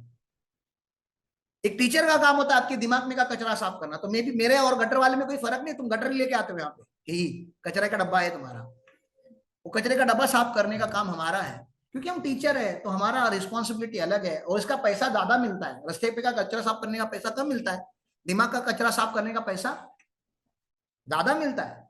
काउंसलिंग क्या होता है, साइकेट्रिक क्या करता है, आपके मन में कोई गम है उसके सामने आप जाके बोलते हो, वो सॉल्यूशन दे देता है आपको कुछ ना कुछ। क्या सॉल्यूशन देगा रे वो? Oh nice, oh very good, ना you should do this, no no you should not do this. खाली आपसे बात करता है, मतलब आपकी मन की मैल निकाल देता है। एक बार आप रो देते हो उसके सामने तो आपको ही सॉल्यूशन मिल जाता है। साइकेट्रिक कुछ नहीं करता, खाली ओके सुनता है आपकी, और आपको लगता है ये सुन तो रहा है, मेरे लाइफ में साला कोई है ही नहीं जो मेरी सुनता है। साइकेट्रिक का बिजनेस ही उसके ऊपर है, उसको कुछ नहीं बोलना, उसको बोलने का बिजनेस नहीं है उसका, उसका बिजनेस सुनने का। और क्या क्या पैसा कमाते हैं साइकेट्रिक, आप जाके देखो जरा गूगल पे क्या रेट चलते हैं साइकेट्रिक्स के। क्योंकि वो सुनते हैं, और सुनने के लिए ना पेशेंस बहुत लगते हैं। ओपिनियन नहीं देता वो इमीडिएटली, अच्छा आपके साथ ऐसा ऐसा ही होना चाहिए था।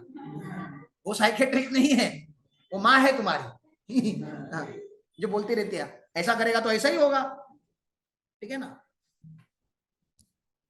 आप समझो ये सारे कॉन्सेप्ट पढ़ने बहुत इंपॉर्टेंट है, आपको वाई पता चलेगा इसमें से।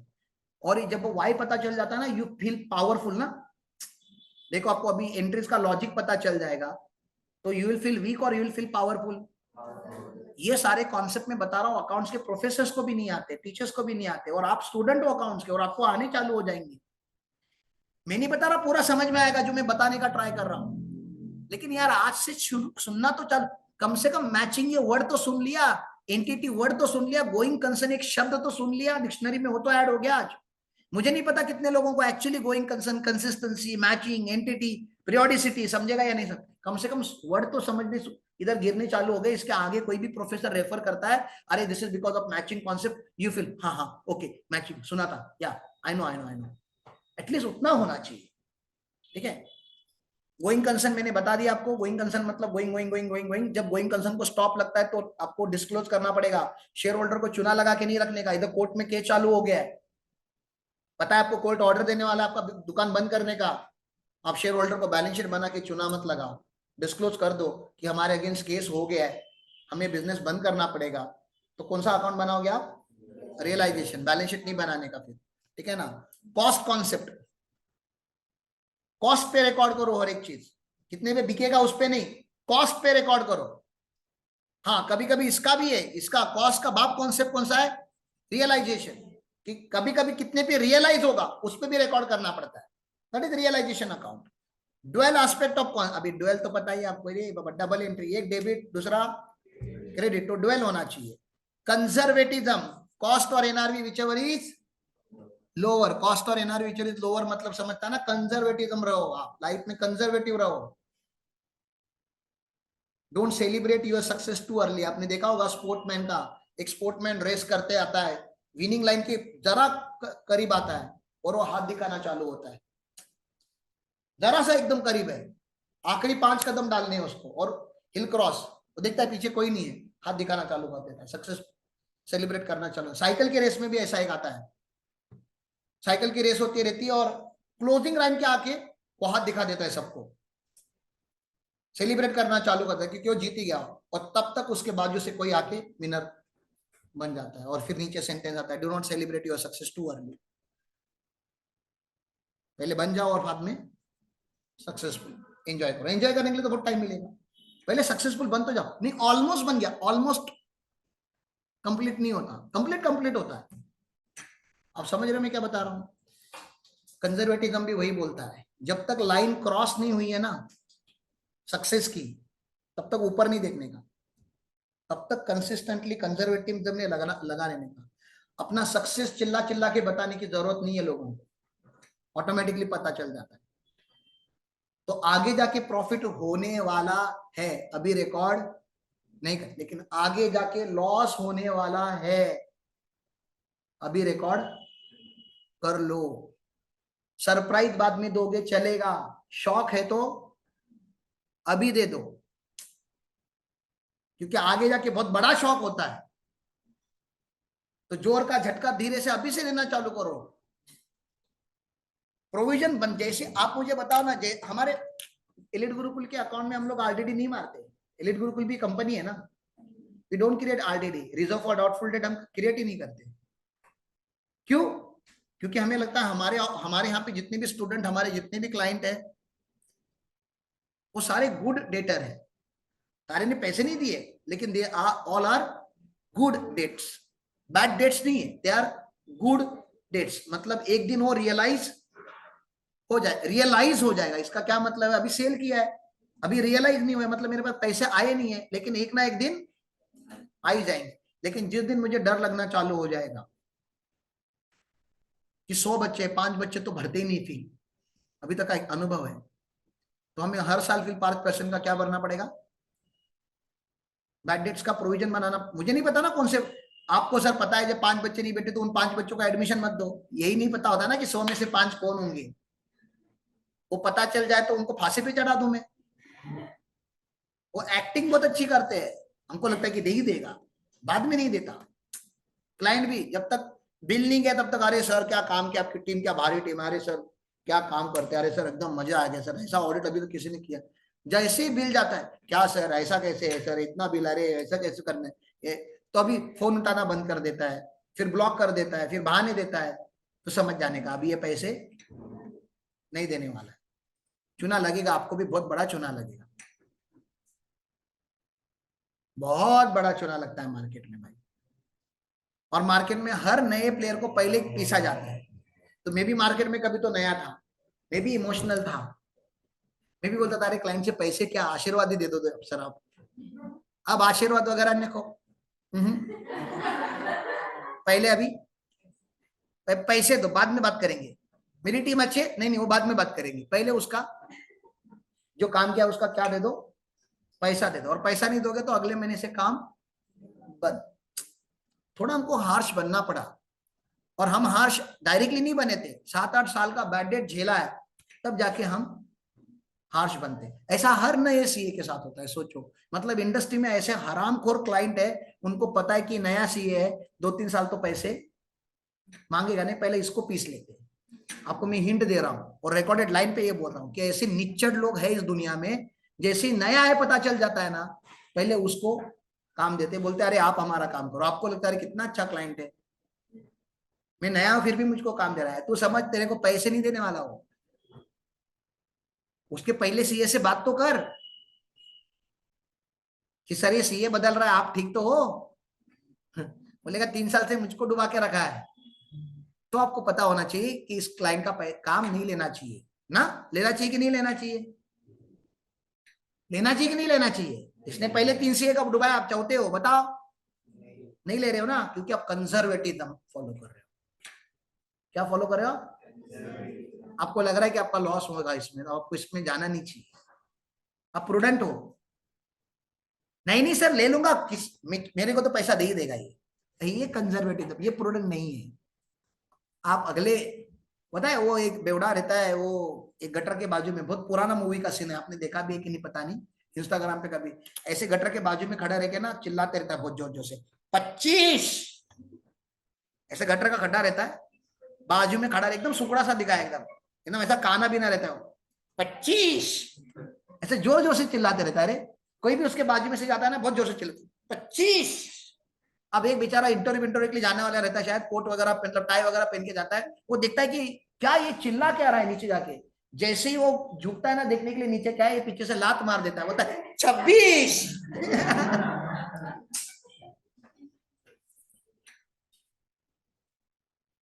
ऐसे लोग भी है मार्केट में, कितने सीए लोगों को खा बैठे हैं और डकार भी नहीं मारते, ठीक है ना, कितने लोगों को मिसयूज किया है इन्होंने। तो ऐसे हरामखोर लोगों से बच के रहो, मिलेंगे आपको मार्केट में, है वो ऐसे लोग भी है, अच्छे लोग भी है, अच्छे क्लाइंट भी है। हरामखोर क्लाइंट है बता दिया तो आपको डराने का खाली काम नहीं है मेरा। हमारे कुछ ऐसे क्लाइंट है जिनको हम बैंक समझते हैं, बैंक समझते हैं आपको, बैंक का काम क्या है, आपको लोन देना। तो हमारे कुछ क्लाइंट है, जब हम रुक जाते फंस जाते, तो हमारे कुछ ऐसे क्लाइंट है जिनको हम फोन करते कि सर हमको 4-5 लाख रुपए चाहिए था, वो नहीं पूछते कि क्यों, वो दे देते, क्योंकि अगर सीए साहब ने मांगे हैं तो जरूर कुछ उनका काम रुका है, रिलेशन इतना अच्छा बनता है, आप समझो। कौन देता है आज की तारीख में 5 लाख रुपए आपको ऐसे ही मांगे एक कॉल पे, कोई है आपके लाइफ में, एक कॉल करो बोलो मुझको 5 लाख चाहिए और आपके अकाउंट में आ जानी चाहिए, है कोई? आज नहीं, लेकिन जब सीए बन जाओगे तो वो लोग भी आपके लाइफ में आ जाएंगे, क्योंकि आपने उनके लिए कुछ किया होगा, कुछ ना कुछ तो आपको भी उनके लिए करना पड़ता है। तो आपने उनके लिए कुछ, ऐसे नहीं कि पैसे दिए थे, कुछ कुछ अच्छा करते हो आप उनके लाइफ में, आपने कुछ वैल्यू ऐड किया, आपका रिलेशन वो मैटर करता है उनके लिए, पैसे नहीं तो लोग पैसे भी देते।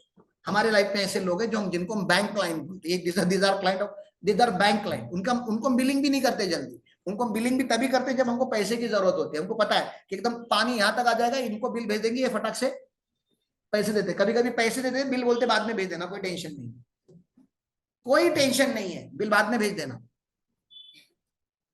काम भी कोई कोई टेंशन नहीं, पूछते भी नहीं क्यों चाहिए, मतलब उनको लॉजिक नहीं बताना पड़ता, अरे सर वो थोड़ा ये था, सैलरी देनी थी एम्प्लॉय का, कैश फ्लो थोड़ा, कुछ नहीं बताना है उनको. They don't need the explanation. People who need explanation, they are not going to support you. Please understand that. Explanation वही मांगते हैं कि वो ना बोलने का रीजन ढूंढने का रहता है.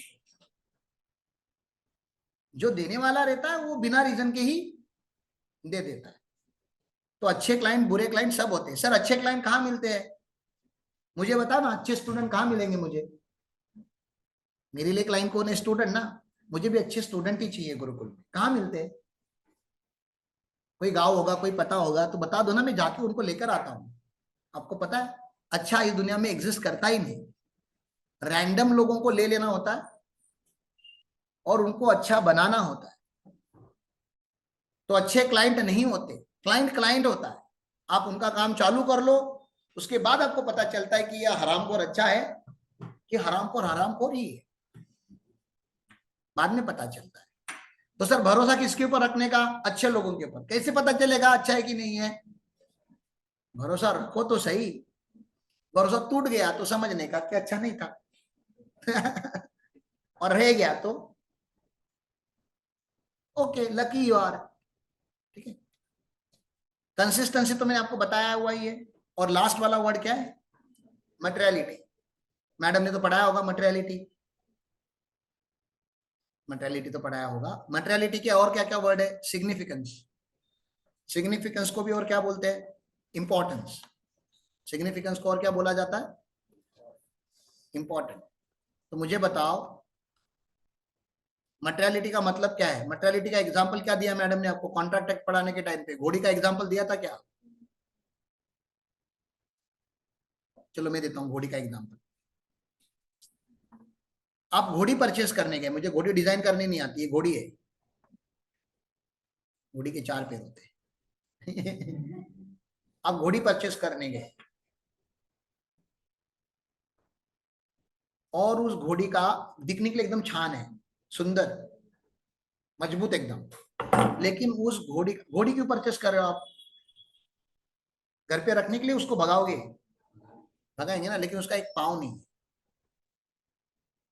एक पाँव नहीं, बाकी सब परफेक्ट है.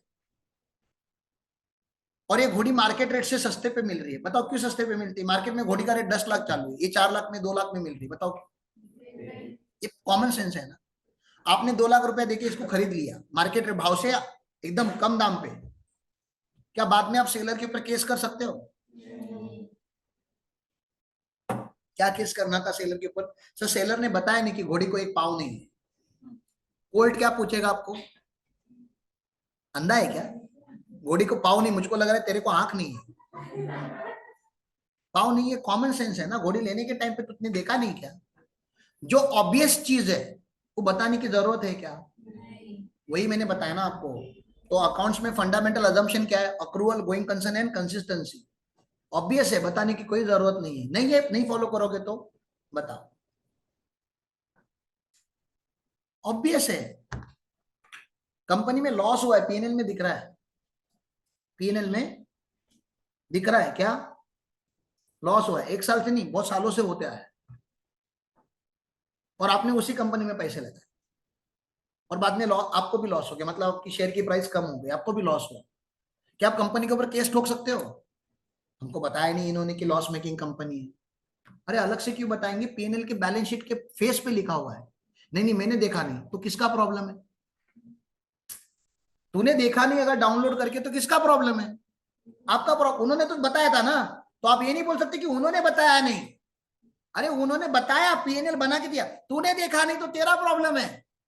आप कैसा ऑनलाइन में कोई भी अकाउंट बनाते हो आप? फेसबुक, इंस्टाग्राम, जीमेल का कोई भी अकाउंट बनाया आपने? बोलो.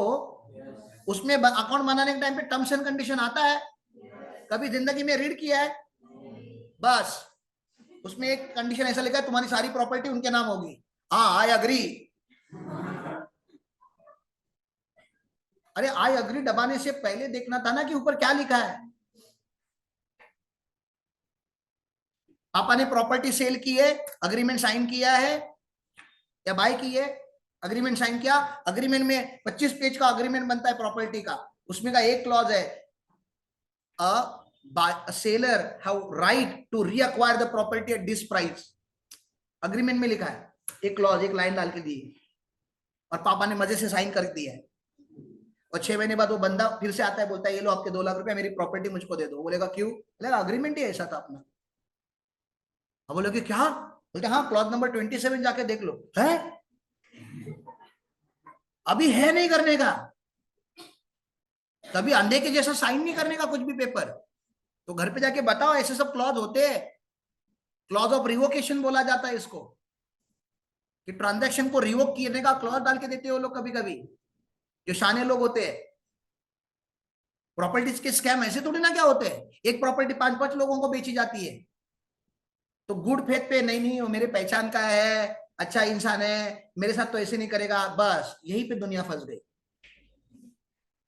हम प्रोफेशनल लोग हैं, तो आपको सारी इंपॉर्टेंट चीजें पता होनी चाहिए ना। बताओ, कॉन्ट्रैक्ट करने से पहले आपको सारी, ये इंपॉर्टेंट चीज थी कि नहीं, लेकिन इसको अलग से बताने की जरूरत नहीं है। लेकिन मैं अभी मेरा दूसरा एग्जांपल देखो, मटेरियलिटी आप जिंदगी में कभी नहीं बोलोगे। ये घोड़ी है, सब परफेक्ट दिख रहा है, एकदम मजेदार दिख रही है, 4 पांव भी अपने काउंट भी किए, 1 2 3 4, 4 है, 5 नहीं है, 4 है, 4 ही रहने चाहिए, एक्स्ट्रा भी नहीं होने चाहिए। हाँ, घोड़ी का हार्ट है यहाँ पे, उस हार्ट में होल है, ये दिखता है क्या? ये तो नहीं दिखेगा ना। घोड़ी दिखने के लिए बहुत अच्छी है, लेकिन हेल्दी भी दिख रही है, मार्केट भाव से कम पे मिल रही है, आप खरीद के लेकर आ गए एक्साइटमेंट में, और फिर घोड़ी पे बैठ के उसको, घोड़ी को चाबुक मार रहे हो, भगा रहे हो, भागी नहीं रही। थोड़ा ज्यादा चाबुक मारा, भागा तो थोड़ा उसके मुंह से झाग वगैरह पड़ना चालू हो गया, क्योंकि उसका कैपेसिटी नहीं है भागने का। क्यों? क्योंकि उसके हार्ट में होल है, और उसने बताया नहीं आपको, सेलर ने सेल करने के टाइम पे ये इंफॉर्मेशन नहीं दी।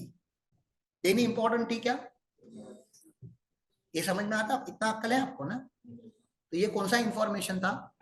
Material information. मटेरियल मतलब वो रॉ मटेरियल वाला मटेरियल नहीं है, ये मटेरियल मतलब सिग्निफिकेंट इंफॉर्मेशन है। कॉन्ट्रैक्ट करने से पहले आपको ये सारी बातें शादी के ऊपर लेकर आते, आपने जिस लड़के से, या आप लोगों ने जिस लड़की से शादी की है, उसके हार्ट में होल है, और ये शादी करने के टाइम पे आपको नहीं बताया, क्योंकि ऐसी सब बातें नहीं बताई जाती, शादी करने के बाद पता चला। अब बताओ, मैं ये नहीं बोल रहा कि हार्ट में होल है, ये पता होने के बाद आप शादी नहीं करोगे, शायद फिर भी कर सकते थे, पॉसिबल है, लेकिन ये इंफॉर्मेशन पता होना जरूरी है कि नहीं है? जरूरी है। वो लड़की जब बचपन में खेल रही थी तो उसका नाखून टूटा था, वो इंफॉर्मेशन बताना जरूरी है। शादी का डिस्कशन चल रहा है, उसकी माँ आके बता रही 5वीं मध्ये नापास झाली होती, ये इंफॉर्मेशन वहां बताना जरूरी है क्या? ये सिग्निफिकेंट इंफॉर्मेशन नहीं है, लेकिन इसको पैनिक अटैक आते हैं। दिखने के लिए सुंदर है, लेकिन ये पैनिक अटैक आते हैं, ये सुसाइड भी कर सकती है। 3 बार अटेम्प्ट दिया अभी तक इसने, और नालायक इतनी है कि उसमें भी फेल होती है। उसका भी प्रिपरेशन अच्छे से नहीं कर पा रही, उसमें भी अटेम्प्ट लग रहा है इसको, सीए कर रही थी। अटेम्प्ट लगना वहां से सीखी, उसमें भी पास नहीं हो पा रही। ये मटेरियल इन्फॉर्म, इस एक साइकोलॉजिकल प्रॉब्लम है उसको, साइकोलॉजिकल, बॉडी बरोबर है, लेकिन आप खाली शरीर से शादी कर रहे हो क्या? मन भी है ना यार, उसका माइंड भी है ना। जो खुद खुश नहीं है, दूसरे लोगों को कैसे खुश खुश रख सकती है? क्या रख सकता है? जेंडर आप चेंज कर लो, अभी दोनों बार बार, मैं ऐसे नहीं बोल सकता ना मेरा हस्बैंड। तो मुझे तो जेंडर, इसी जेंडर पे बात करनी पड़ेगी ना, assuming I am the male and my spouse is the female. इसलिए मैं बता रहा हूं कि जो खुद खुश नहीं होती वो दूसरों को खुश नहीं रख सकती, और जो खुद खुश होता है तो there is a good chances that he will keep others also happy, क्योंकि जो खुश है उसको पता है कि खुशी की कीमत क्या है। वैसे ही जब आप किसी भी कंपनी में इन्वेस्ट करते हो, निवेश करते हो, कंपनी के हार्ट में खड्डा है, कंपनी का मैनेजमेंट ही वीक है, कंपनी का प्रोडक्ट साइकिल ही वीक है, कंपनी ने झोल किया है, कंपनी के अगेंस्ट इनकम टैक्स का नोटिस चालू है, कंपनी के ऊपर जीएसटी का रेड हुआ है, ये कंपनी का हार्ट है जिसमें होल है। आपको नहीं लगता आप लोगों तक वो इंफॉर्मेशन पहुंचनी चाहिए? क्योंकि ये सारी इंफॉर्मेशन क्या है, मटेरियल है, सिग्निफिकेंट है, मेरी इन्वेस्ट करने से पहले मुझे पता होना चाहिए। और बैलेंस शीट में ये सब मटेरियल इंफॉर्मेशन है या नहीं है, ये देखना, इसकी जिम्मेदारी, इसकी रिस्पॉन्सिबिलिटी आप चार्टर्ड अकाउंटेंट्स के ऊपर है कि कंपनी ने कुछ छुपा के नहीं रखा। सर कंपनी का ना वो कचरे का डब्बा चोरी हो गया था, ये रिपोर्ट करना जरूरी है? नहीं, लेकिन कंपनी के सीएफओ ने कंपनी के 5 करोड़ उड़ा लिए, ये बताना जरूरी है? ये बताना जरूरी है। कंपनी का कोर्ट में केस चालू है, बैलेंस शीट में नहीं दिखता साहब, कैसे दिखेगा कोर्ट में केस चालू है? वो आपको नोट्स टू अकाउंट्स में देना पड़ता है कि कंपनी के अगेंस्ट क्या हुआ है, केस हुआ है और कोर्ट में भी पेंडिंग है। ये इंफॉर्मेशन देना बहुत जरूरी है ना। आप जिस लड़के से शादी कर रहे हो या लड़की से शादी कर रहे हो, उसके ऊपर 5 कोर्ट में केस चालू है, बताना जरूरी है आपको। तो शादी का आपको समझ में आता है, तो पैसे का नहीं क्यों समझता? पैसे का ज्यादा इंपॉर्टेंट है ना रे, क्योंकि पैसे में तू अकेला नहीं है, शादी में तो साले अकेले सफर करेगा, इधर कंपनी में लाख शेयर होल्डर होंगे तो 1 लाख शेयर होल्डर सफर करेंगे। तो this matter is more important than your personal matter. तो जो भी मटेरियल, हम नहीं बोल रहे कि आप, आपके साथ गलत चीजें नहीं हो सकती, केसेस हो सकती है, लॉसेस हो सकता है, चोरियां हो सकती है, बहुत कुछ हो सकता है। हम लोग जज नहीं कर रहे आपको, हम अकाउंटेंट लोग हैं, हमारी क्या ही औकात है आपको जज करने का। हम बता रहे जो भी वहां पे हुआ है कंपनी में, वो खाली फाइनेंशियल स्टेटमेंट में डाल के डिस्क्लोज करो, और हर चीज डिस्क्लोज करने की जरूरत नहीं है, मटेरियल आइटम को ही डिस्क्लोज करो। ये डस्टर हमारा असेट है कि एक्सपेंस है? असेट है कि एक्सपेंस है? अरे जोर से, असेट है कि एक्सपेंस है? एक्सपेंस है, असेट नहीं है, मटेरियल नहीं है ना रे। है तो असेट ही, लेकिन खर्चा स्टेशनरी आइटम बोल के खत्म कर दो। तो बिल्डिंग, फर्नीचर, कंप्यूटर्स, क्योंकि ये मटेरियल एसेट्स है। मटेरियल क्यों? क्योंकि इसकी वैल्यू ज्यादा है, इसका रोल ज्यादा है।